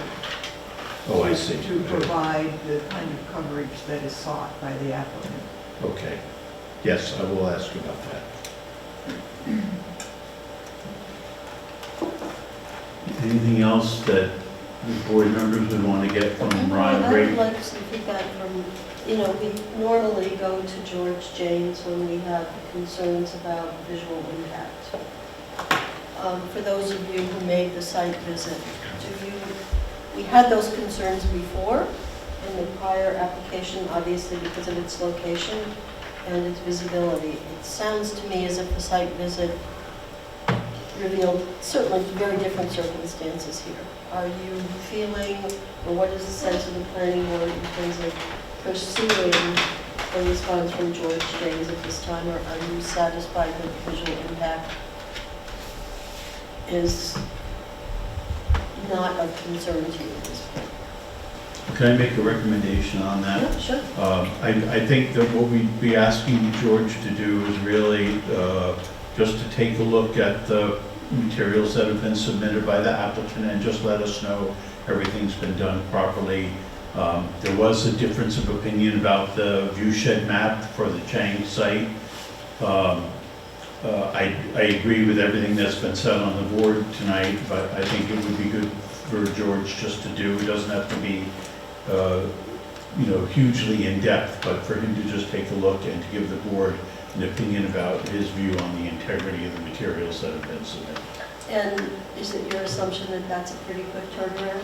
Yes, I think George has indicated to me that he can have an opinion for the board by the next month's meeting. I think that's April 15th. Is it April 15th for this track? Yeah. Yeah. And I'm trying to get the same information out of Ron, and I will do that as soon as I reach him. Okay. All right. Is everybody okay with that? And the other thing I wanted to expand upon a little bit, I apologize that Kim's letter about the ZBA just came through today. She's out sick, so, but there was a public hearing held at the ZBA. The only comment was in support of the tower, and the one thing I did want to bring to your attention, the town of Rhinebeck Fire Department did submit a letter of comment to the Zoning Board of Appeals. A copy of that letter is attached to Kim's letter, and it's been provided to you. And the fire department is in support of the tower for health and safety because there have been some problems with coverage over there, and they think this will improve the health and safety situation. So anyway, just know that that letter from the Rhinebeck Fire Department is in your packet. Okay.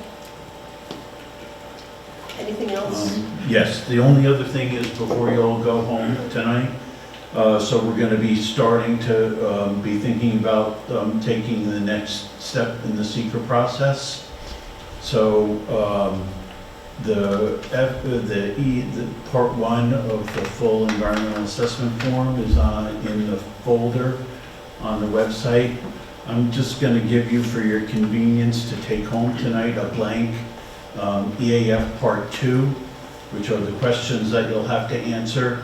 And I would just ask you to maybe just refamiliarize yourselves with the questions.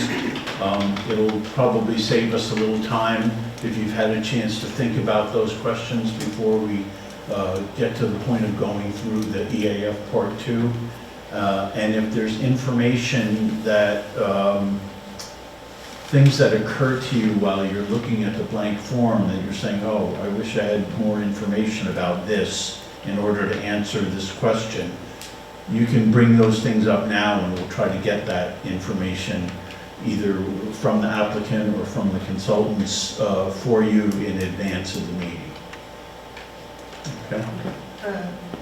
Bring it up how, John, to... You can send an email, if you send an email to me and just copy Jim and Melody, then I'll channel it to wherever it needs to go. Great. Okay? Anything else?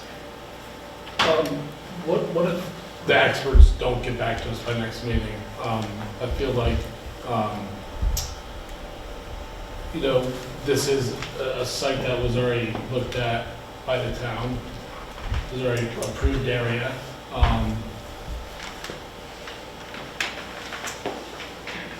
They submitted a ton of materials on height and what it would look like, and from pretty much every angle. I don't think there's another way to look at it.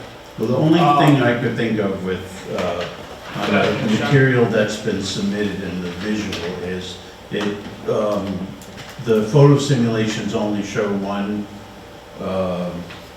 antenna array at the top, even though there's room for more of those. And you'd have to decide whether you'd want to see what that antenna would look like, what that monopole would look like fully populated with tenants. I don't know that it's gonna look a lot different, but that's.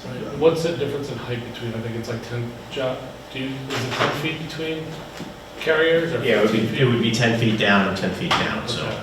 it wouldn't change the overall visibility. We Okay. did it as the monopole as opposed to the tree, so that way it would have the slender design. Okay, I mean, if they're, I guess my point is everything's pointing towards this is the best spot for it.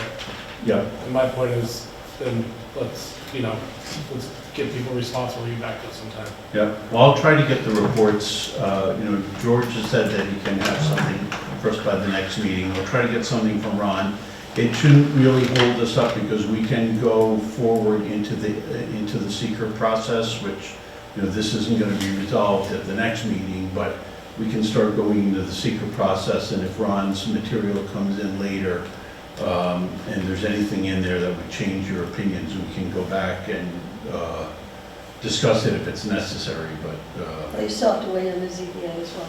Well, the ZBA needs you to get to a certain point in the Oh, secret yeah. process Okay. before they can issue a decision, so Right, all right. they're just holding the public hearing open for the moment, with the applicant's consent. If Ron is indisposed, is there a backup?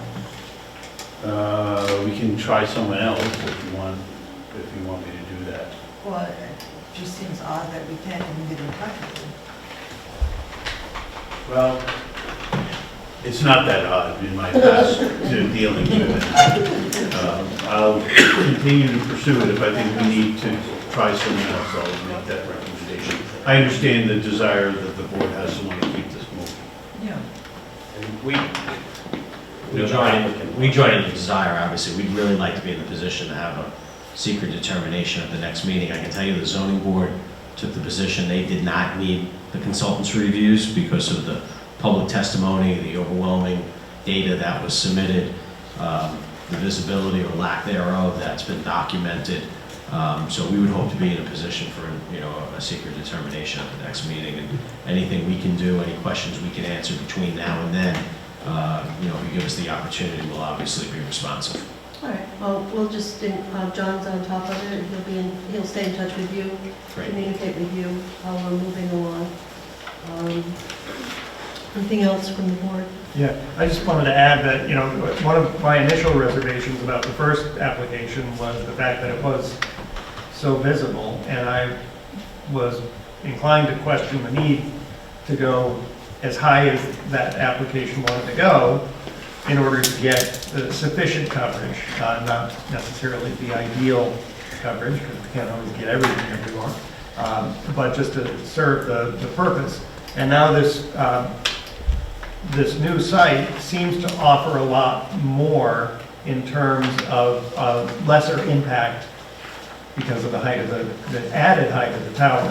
So I think it's very important that we verify that, because that's kind of a linchpin, that even though it's taller, you're not going to see it, it's not going to be as evident as the first site. I want to make sure that we're not missing something in that respect, because those other questions still remain. And we were told in the process of that application that this site was not viable, it wasn't going to give us any coverage. That the only site that was going to work was the one that was closer to the Shell station. So want to make sure that all that ground gets adequately covered and that we get that neutral advice from our experts that will be so telling. Yeah, that's how we do it. Okay, and just because I think it's a really important point. So when we first filed the Chang property, I know Scott's here, and we didn't have access to the Ruby's property. The lease wasn't available. And then ultimately, that lease became available to us, and we were able to find a spot on the Ruby's property that did two things. One, it's a lower ground elevation, and it's further south, which pulls us away from Route 199, but it's high enough on the property that we only needed the additional 50 feet to be able to make up that area by 199 plus pick up Route 9. So it was a little bit of a moving target for us throughout the process when we first looked at the Ruby's property and availability and location on the property. Luckily, I think throughout the process, and I'll give the board and John all the credit, you told us to double back on it, John doubled back on it, and we were able to find I think, the better alternative. So I just wanted to make sure that was clear, that it is a lower ground elevation, it is further from the area we were originally targeting, but with that lower ground elevation at higher height, the location, it works actually better, particularly on Route 9. Okay. I also, I get the impression that the fire department is moving away from using radios and more toward using cell phones. It seems to be implied by Mr. Knapp's letter. And that's not uncommon, I mean, that, you know, usually they have both, but quite frankly, the cell phones have become very important during times of emergency, even for public safety entities, individual members. What's that? They're all radios. They're all radios when you get right down to it, yeah, but the cell phone, as we've learned, with the higher frequency carries more data, it gets less reach. and- All right, let's move on. Just getting late. The other thing to remember is that our zoning law encourages multiple use on one of these poles. And just as Verizon needs to be so high to get the kind of coverage they need, other carriers are gonna be a little lower on the pole, you know, and so they obviously need a certain level of height for the pole to be effective for them. And that's correct, and we've accounted for that as well. Thank you. All right. If there's nothing more for planning board members, it's a public hearing. Is there anyone here from the public wishing to offer comment?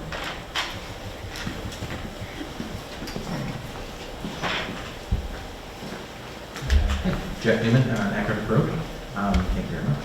I just wanted to voice my appreciation for the board's exploration of this project.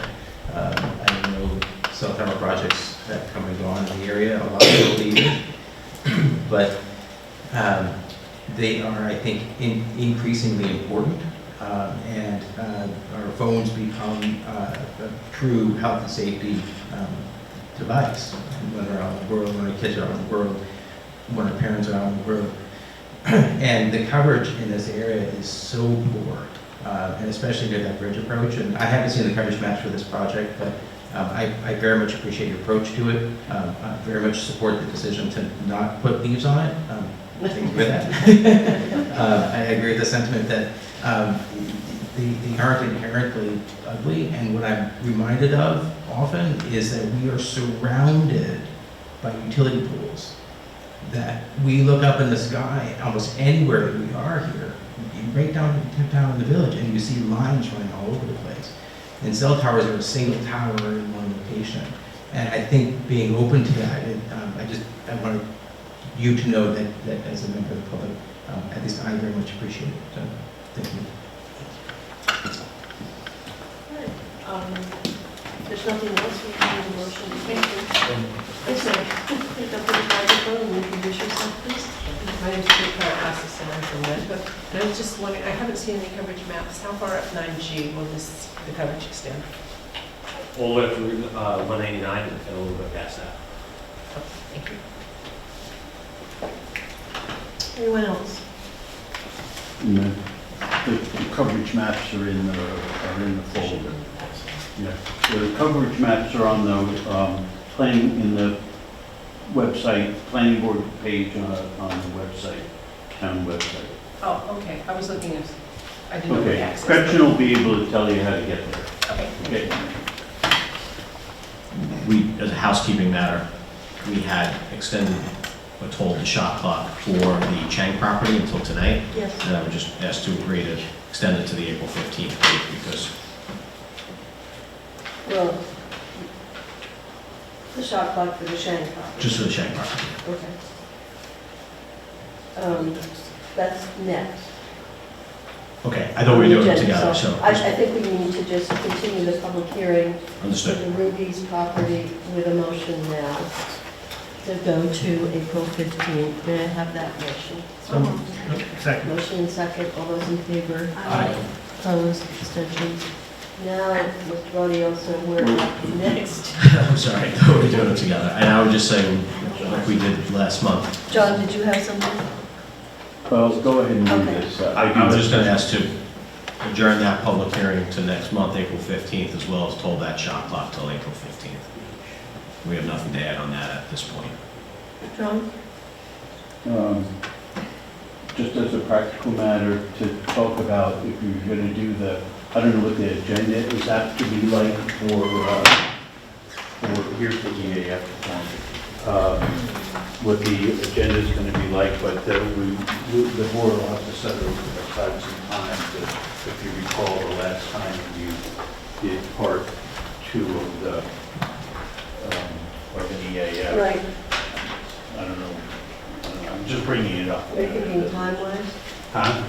Are you thinking time on the agenda? Yes, you're just gonna have to have the agenda structured so that, you know, I don't know, it could take an hour, or maybe Jim thinks it's gonna take a little longer. It depends on how detailed we want to go through the questions. We've done one with Grassmere. That one was pretty smooth, but I think that one took an hour and a half to 2 hours over 2 meetings. It depends. I think this one's real more straightforward. It's a single poll in a smaller area. But yeah, we're gonna have to put some time into it, for sure. All right. So, Take just it. something to think Yeah, no, about. point well taken. Structuring your agenda, okay?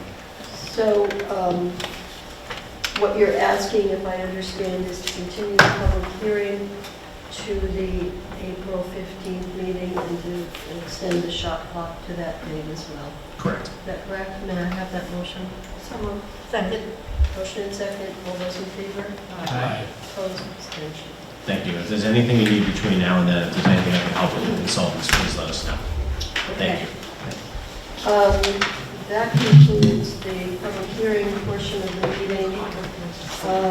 Jim, at the beginning, pointed to 3 additional items. Why don't we start with the easy one first, which I think is the town of Rhinebeck referral. And John, if you could stay. Yeah, sure.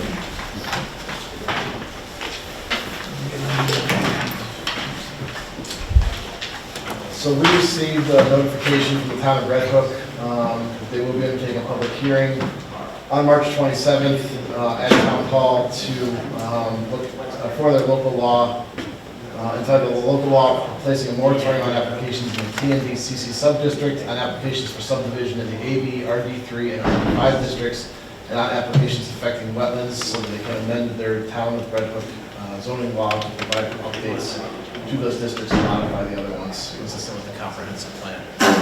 We get this because technically it impacts the border with Rhinebeck, and anything within a couple hundred feet needs to be referred. I don't know if there's anything we need to do in terms of response, but I wanted to bring it up for your thoughts, if you wanted to respond or not. I guess my question is, are these rules any different than the surrounding areas rules on the Rhinebeck side? I honestly haven't looked into it at all. It is their choice. I mean, we can provide a referral, but nothing that we say here would necessarily directly impact that right there. So the super short version of what's going on is there was a Supreme Court, United States Supreme Court decision that impacted what the federal jurisdiction over wetlands is. And in reaction to that, the New York State Department of Environmental Conservation is going to be changing its own wetlands definitions. And it's going to be, right now it's 12.5 acres is the min that you need to come under the jurisdiction of the Department of Environmental Conservation. And my understanding is that that's going to be down to maybe around somewhere 5 or 6 acres. And the rules are being changed, and apparently they claim that they're going to do new mapping. So anyway, there are lots of municipalities that are now taking a look at their own wetlands laws to see whether changes need to be made to sort of dovetail with everything else that's going on out in the world of wetlands. So, and this is frankly, you know, this is probably something Rhinebeck should give some thought to as well. Not necessarily a moratorium, but looking at our wetlands law and looking at what's being done at the state level to see what changes need to be made, if any. I believe what the Supreme Court changed was the definition of what applies as the waters of the United States. Correct. And that had been considered very broadly to be anything contiguous that drains into, and now it's like, no, you gotta be like right on the canal, or, You gotta be they're using a much stricter definition of navigable. Right, but in this town, we already protect and require buffer zone around, we restrict development and require a buffer zone around waters that are on the federal wetlands inventory. Does that change? Is that changing the whole roster of what because the federal wetlands inventory, you can have a, it can be a wetland the size of this room or this table, and it can still be on the inventory. I don't think it changes, but I'd have to drill down on that. It's a good question that I don't know. Because I wondered about that when it came up. It's like, yeah, because they talked about connections also, and so that makes a difference, but I don't know the answer. And I know people from other jurisdictions are a little confused when they come to this town because we do recognize the federal wetlands inventory for protection, and not every place does. Yep. Most people go just by what's in DEC. And as far as DEC is concerned, it's like, well, it's not on our, it's under, 12 and a half acres, so it's not our business. So, at what point does that gap get closed if there is a gap? Yeah, and that's the question about whether the gap should be closed. Right. Now that it's maybe getting smaller with the state extending its own jurisdiction. I know it's not a public hearing, I can speak to some of that. If you're interested. In what capacity? I'm the zoning administrator in the town of Clinton, and this is something that we've been looking at as well. The DEC is actually eliminating the maps.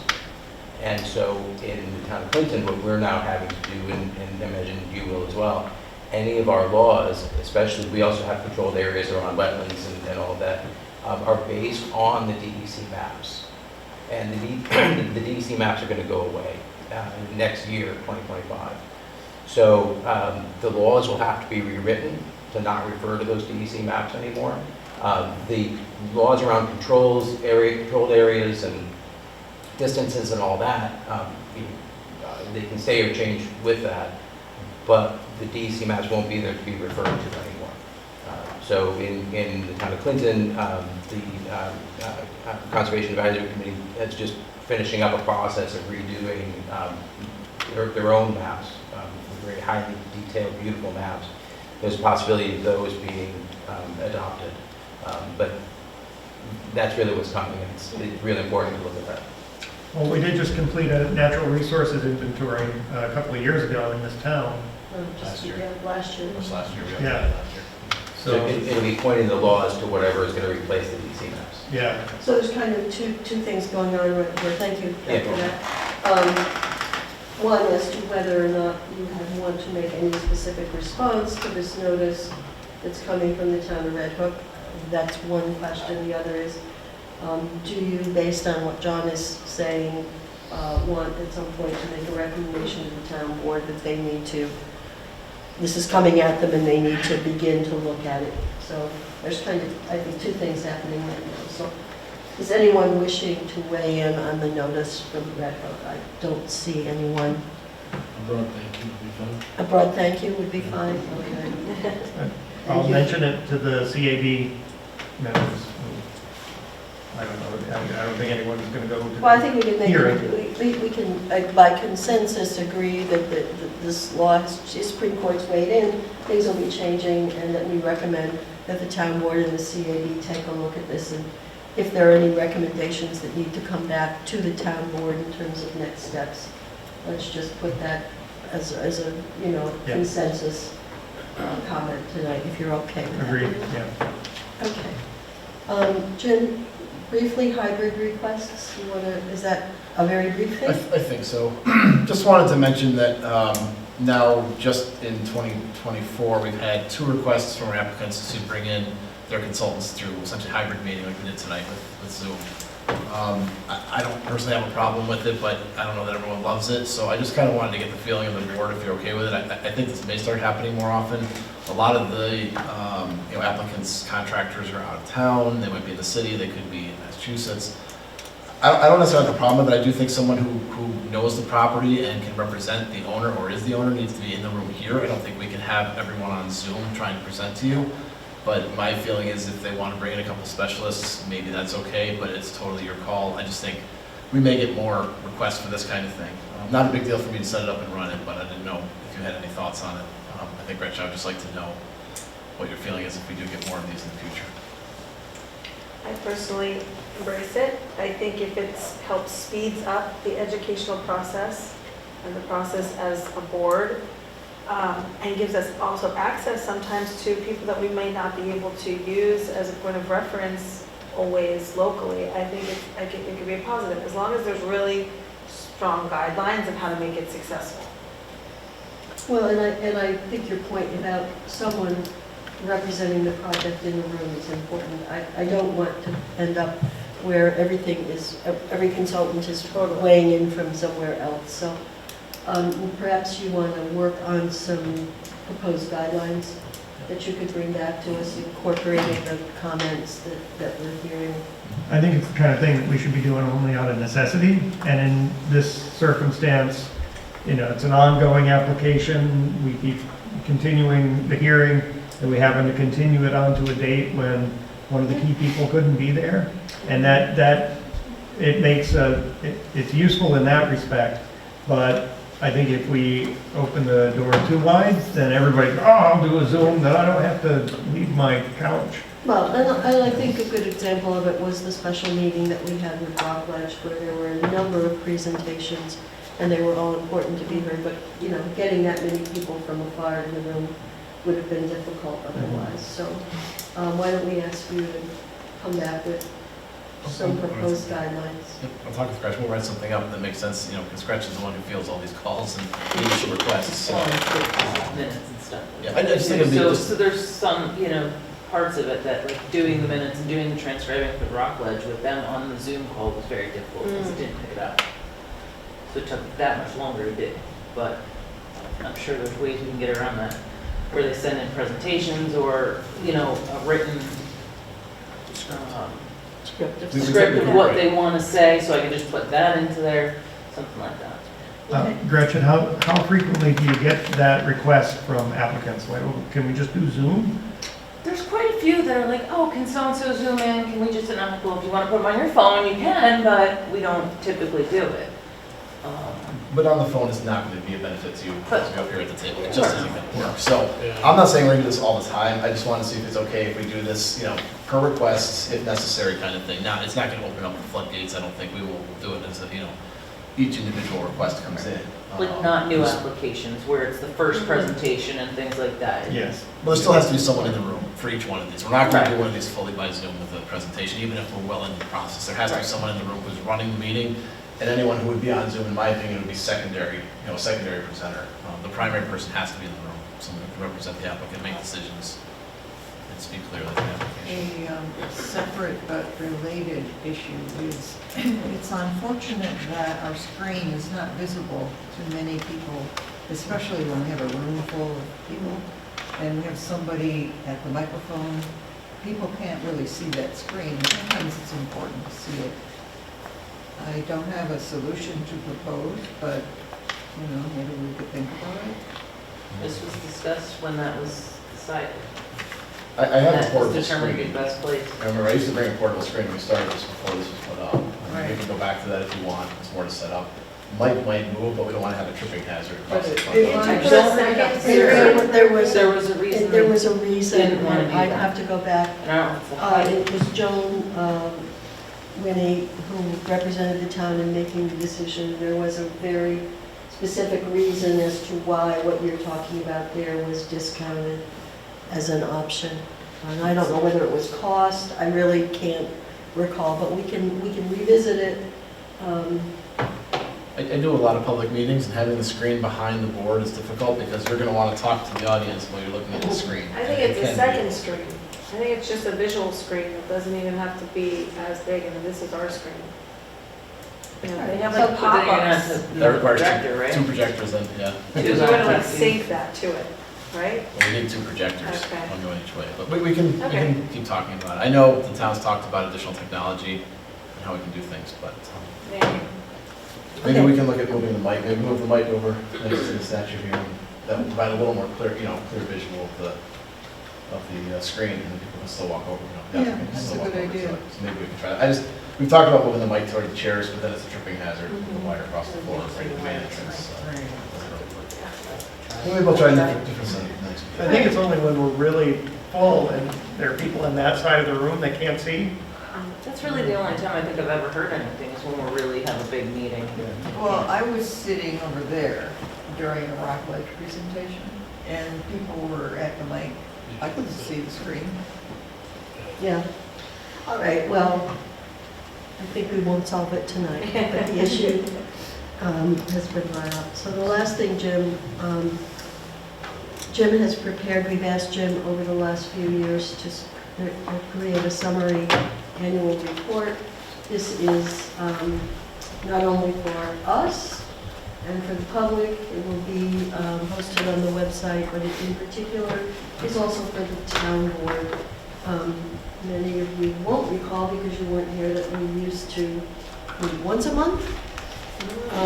That seems like it's a century ago, but Thank you for the recommendation. so then we hired Jim, and he recommended two, and here we are.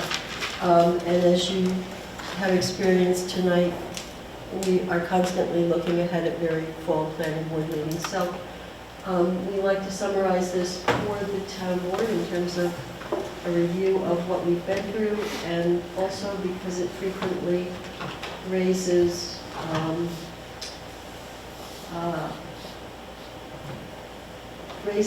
I don't know that I would call them concerns, but you begin to notice certain trends that are going on, things that are coming up in terms of, for instance, we could just talk tonight about mini splits and how ubiquitous they're becoming.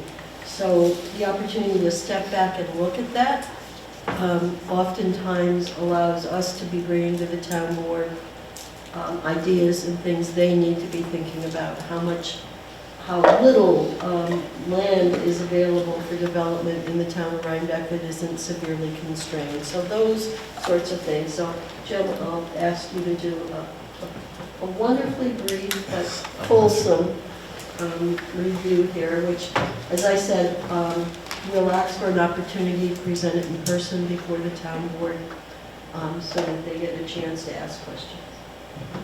Yeah, and that's really why we started, also to allow you to take a look back at, just how much we did over the past year, where we think we're going to head, and we can have a little discussion about it if you want. But really quickly, just running through it, we'd like to just recognize all of you who've been on the planning board and all the work that you do throughout the year.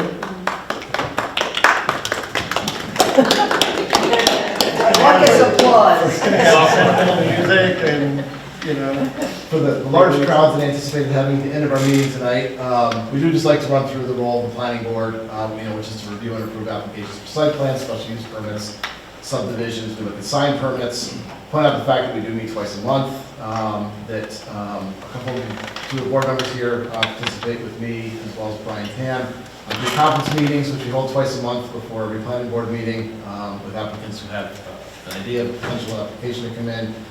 And then all of the meetings are recorded on Panda TV, so people can see those, and all of the information for each planning board meeting is online as well, so you can download all the application material from the town website. I'm not going to go through this, I do this every year just to put it up there for the purposes of showing it, but this is the application submission process. Essentially, subdivision approval comes in for pre-application review, and then goes for an application to the planning board. When site plan and special use permit approvals are required, they come in to the zoning administrator, he takes a look at those, determines if it meets the application guidance or not, and then it is submitted to the planning board as well. I can say now that Brian is the zoning administrator, he has done a really good job looking at these as they come in. He's been very thorough. He's taking a look at historic elements of everything that's coming in, and we have actually created a new historic intake form, so whenever he identifies that the property is historic, we are asking applicants to fill out yet another form, but it is important so that they know that it is a historic site right from the get-go, even before we get to a pre-conference meeting. So, And Brian's been very easy to work with also. in total, we reviewed 56 applications in pre-conference in 12 months. That's compared to 68 back in 2022. Last year, you reviewed 48 new applications. That's compared to 59 in 2022, so everything was down a little bit, but still pretty significant if you think about it. You know, we meet pretty much 24 times, might have been 23 last year. I think we missed one. Yep, so here we go. 23 meetings were held. We had 86 public hearing sessions. Those are not necessarily 86 individual public hearings, but every time it's continued. So over the course of 12 months, we did 86 individual public hearing sessions. Again, those are down a little bit from 2022, but still pretty significant. Of the new applications that came in, 28 went to HAPAC and CAB, 19 of those went to the WAC. So it kind of shows the geography of what's going on and the fact that there are a lot of them that are going in for historic review to HAPAC. Nothing really new here. There weren't any new or more complex projects that came in last year. We had a couple that did continue, but nothing new that came in. Most everything we reviewed, and this is not to say that they're necessarily easy, but they were moderate or smaller improvements. They were individual structure or property improvements, their subdivisions, lot line adjustments, pool installations, solar, smaller scale, non-residential applications, as well as a number of accessory dwelling applications that came in. And these are just a couple of the examples. Obviously, Rockledge is one of them. That's the biggest one we've been reviewing for a number of years now. That's continued from year to year. We looked at T-Court, construction of the miniature train. We looked at wireless edge, that did start last year. Single-family residential additions in historic homes. We looked at a full home replacement in Rhinebeck for the home that burned down, if everyone remembers that, as well as to get a number of accessory dwellings on people's properties throughout the town. Think about sticking grass mirror in there too. I might have finished that in 22. We just finished last. Duncanburg. Finished last year. It was a select number of projects, it's representative examples. Very select. The outlook for 2024, I do think the pace of referrals is going to remain high based on the pre-conferences that we've been having and a number of the rollovers. Again, Rockledge is continuing into this year. Wireless Edge, we are currently talking about. The next phase is Ruby's for the stamp property may be coming in. And we have a couple of potential subdivisions coming on large lots with a number of subdivided lots that will come out of those, not the smaller minor subdivisions, but larger ones. I think we'll still be seeing a lot of residential improvements, additions, and renovations. Some of those could be pretty significant. A lot of them are historic properties, and a lot of them involve significant costs. Solar installations, we've seen a number of roof mount installations in Rhinecliff. We may see more of those, and ground mounted elsewhere, although we didn't see a lot of those last year. Again, subdivision lot line adjustments and accessory units, accessory dwelling unit proposals, I think will continue to roll in. General findings from the year, not a whole lot different than previous years. A lot of the projects are on constrained lots. Several of them require ZBA variances in order to move forward. Many of them are historic properties or structures, or they're within the historic district. The role of HAPAC and CAB-WAC is vital to provide that additional level of review to the planning board and provide that additional reference. And referrals to those two, well, to the one board and the one committee are made at every single meeting that we have. There isn't a meeting that goes by without a referral. And a notable amount of work is being done on properties without proper reviews and permits, which requires the planning board to do reviews and approvals after the work has been completed, which is a bit more complicated and certainly not the way that the process is supposed to Is there a way to attach a number to that? We're working on that. We're actually Okay. working on that. I would just insert at this point that I have a regular monthly meeting with Alan Shear, who's our planning board liaison. Yeah. And one of the issues that I've been bringing to his attention is the acceleration in the number of applications that are coming before us where people have already done the work and now they're back to ask for forgiveness. It is becoming less and less acceptable. And in some cases, it goes from something very simple to something that's quite egregious. And it's not helpful, but it also is taking up a lot of everybody's time. It's taking Ryan's time, our time, Jim's time, time before the planning board. Our time. So it is, I mean, I don't want to underestimate. Well, the reason I wanted to see if we can attach a number to that is because that's something I think we should start tracking so that we can understand from year to year what the volume. I would ask Jim and Gretchen and Brian, because I can anecdotally sit here and tell you how many we've looked at over the last 3 or 4 months. I've asked them to look back at our pre-conference applications and prepare a list so that we can not only see how many, but so that we can see whether they're small, simple errors or whether they're deliberate, Yeah, deliberate activities that are beyond the pale. yeah. And from a town board standpoint, if they're gonna dedicate more resources to enforcement, it would give them some That's, objective information. well, I think we're also asking them, not just money for resources for enforcement, but to revisit the zoning law to see if penalties or fines are in order for work that is undertaken.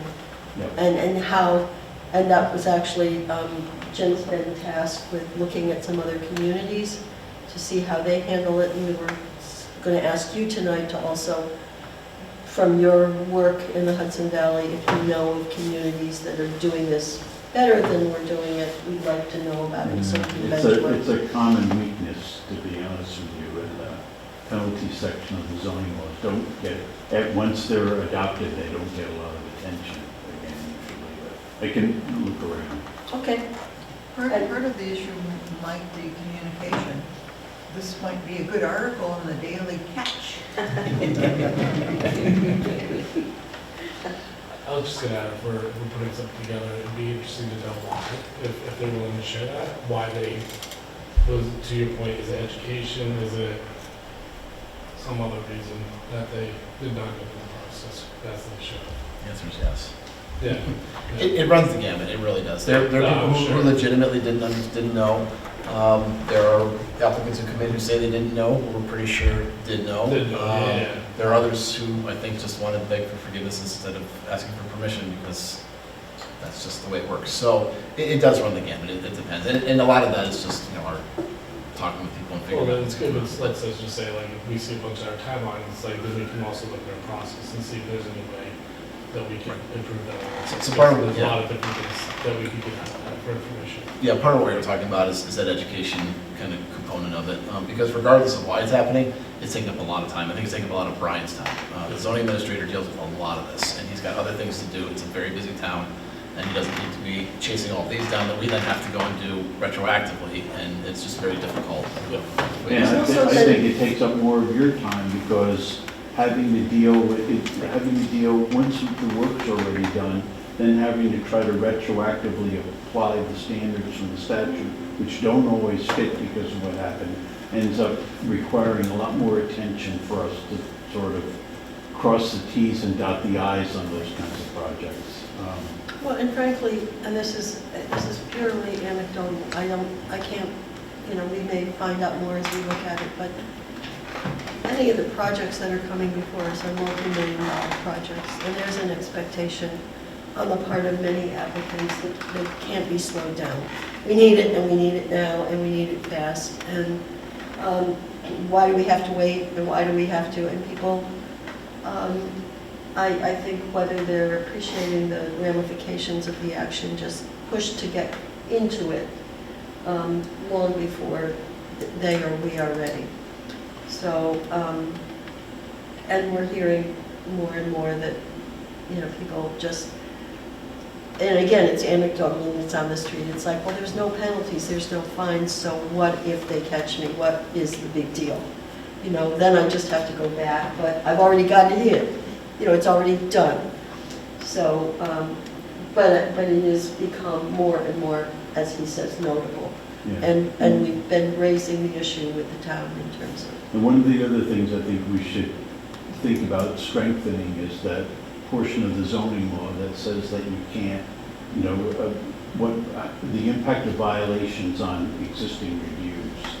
And I think there's some room there for that provision to be strengthened so that there's more leverage in terms of, well, you're not going to be able to get what you want because of the violation. We're going to have to go through another process. But we can talk about that. Well, and I've talked to some communities where situations like this, they don't go to the head of the line. You don't automatically get on the next agenda.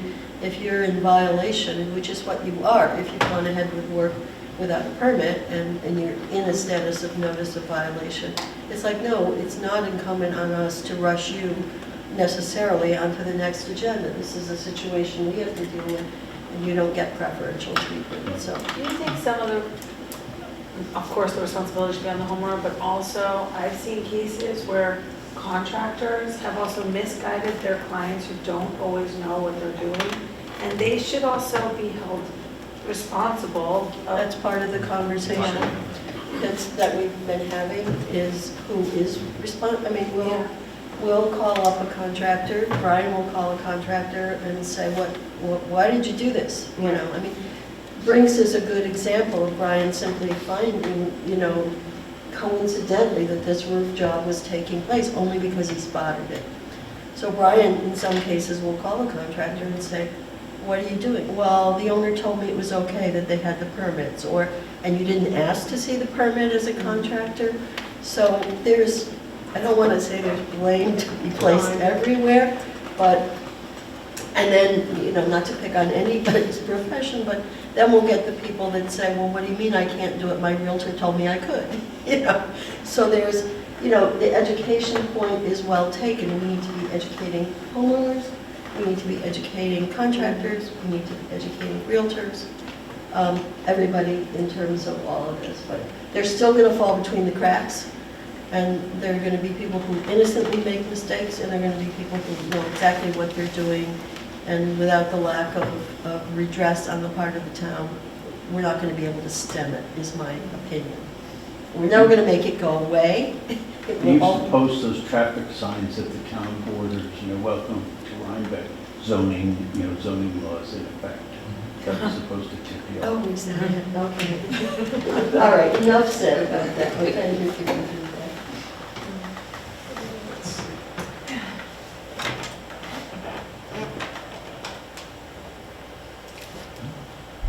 Okay. So, again, for everyone in the room, just putting the meeting schedule up here. We meet twice a month. Most of the meetings are Mondays, occasionally have Tuesdays, and we do have application deadlines, again, part of the education component, for new submissions and different application deadlines if people are submitting additional materials for something that's already in front of us. All applicants should know that, and they do see this when they come in. And that's essentially it. Just a quick summary of kind of where you've been to show that there has been a lot of work done. Those of you sitting at this table volunteer a lot of time to do this, not just here at this table in the meetings, but also through site visits and doing everything else. And I think it's just important why we started doing these, 3 years ago, I think it was, just to point that out.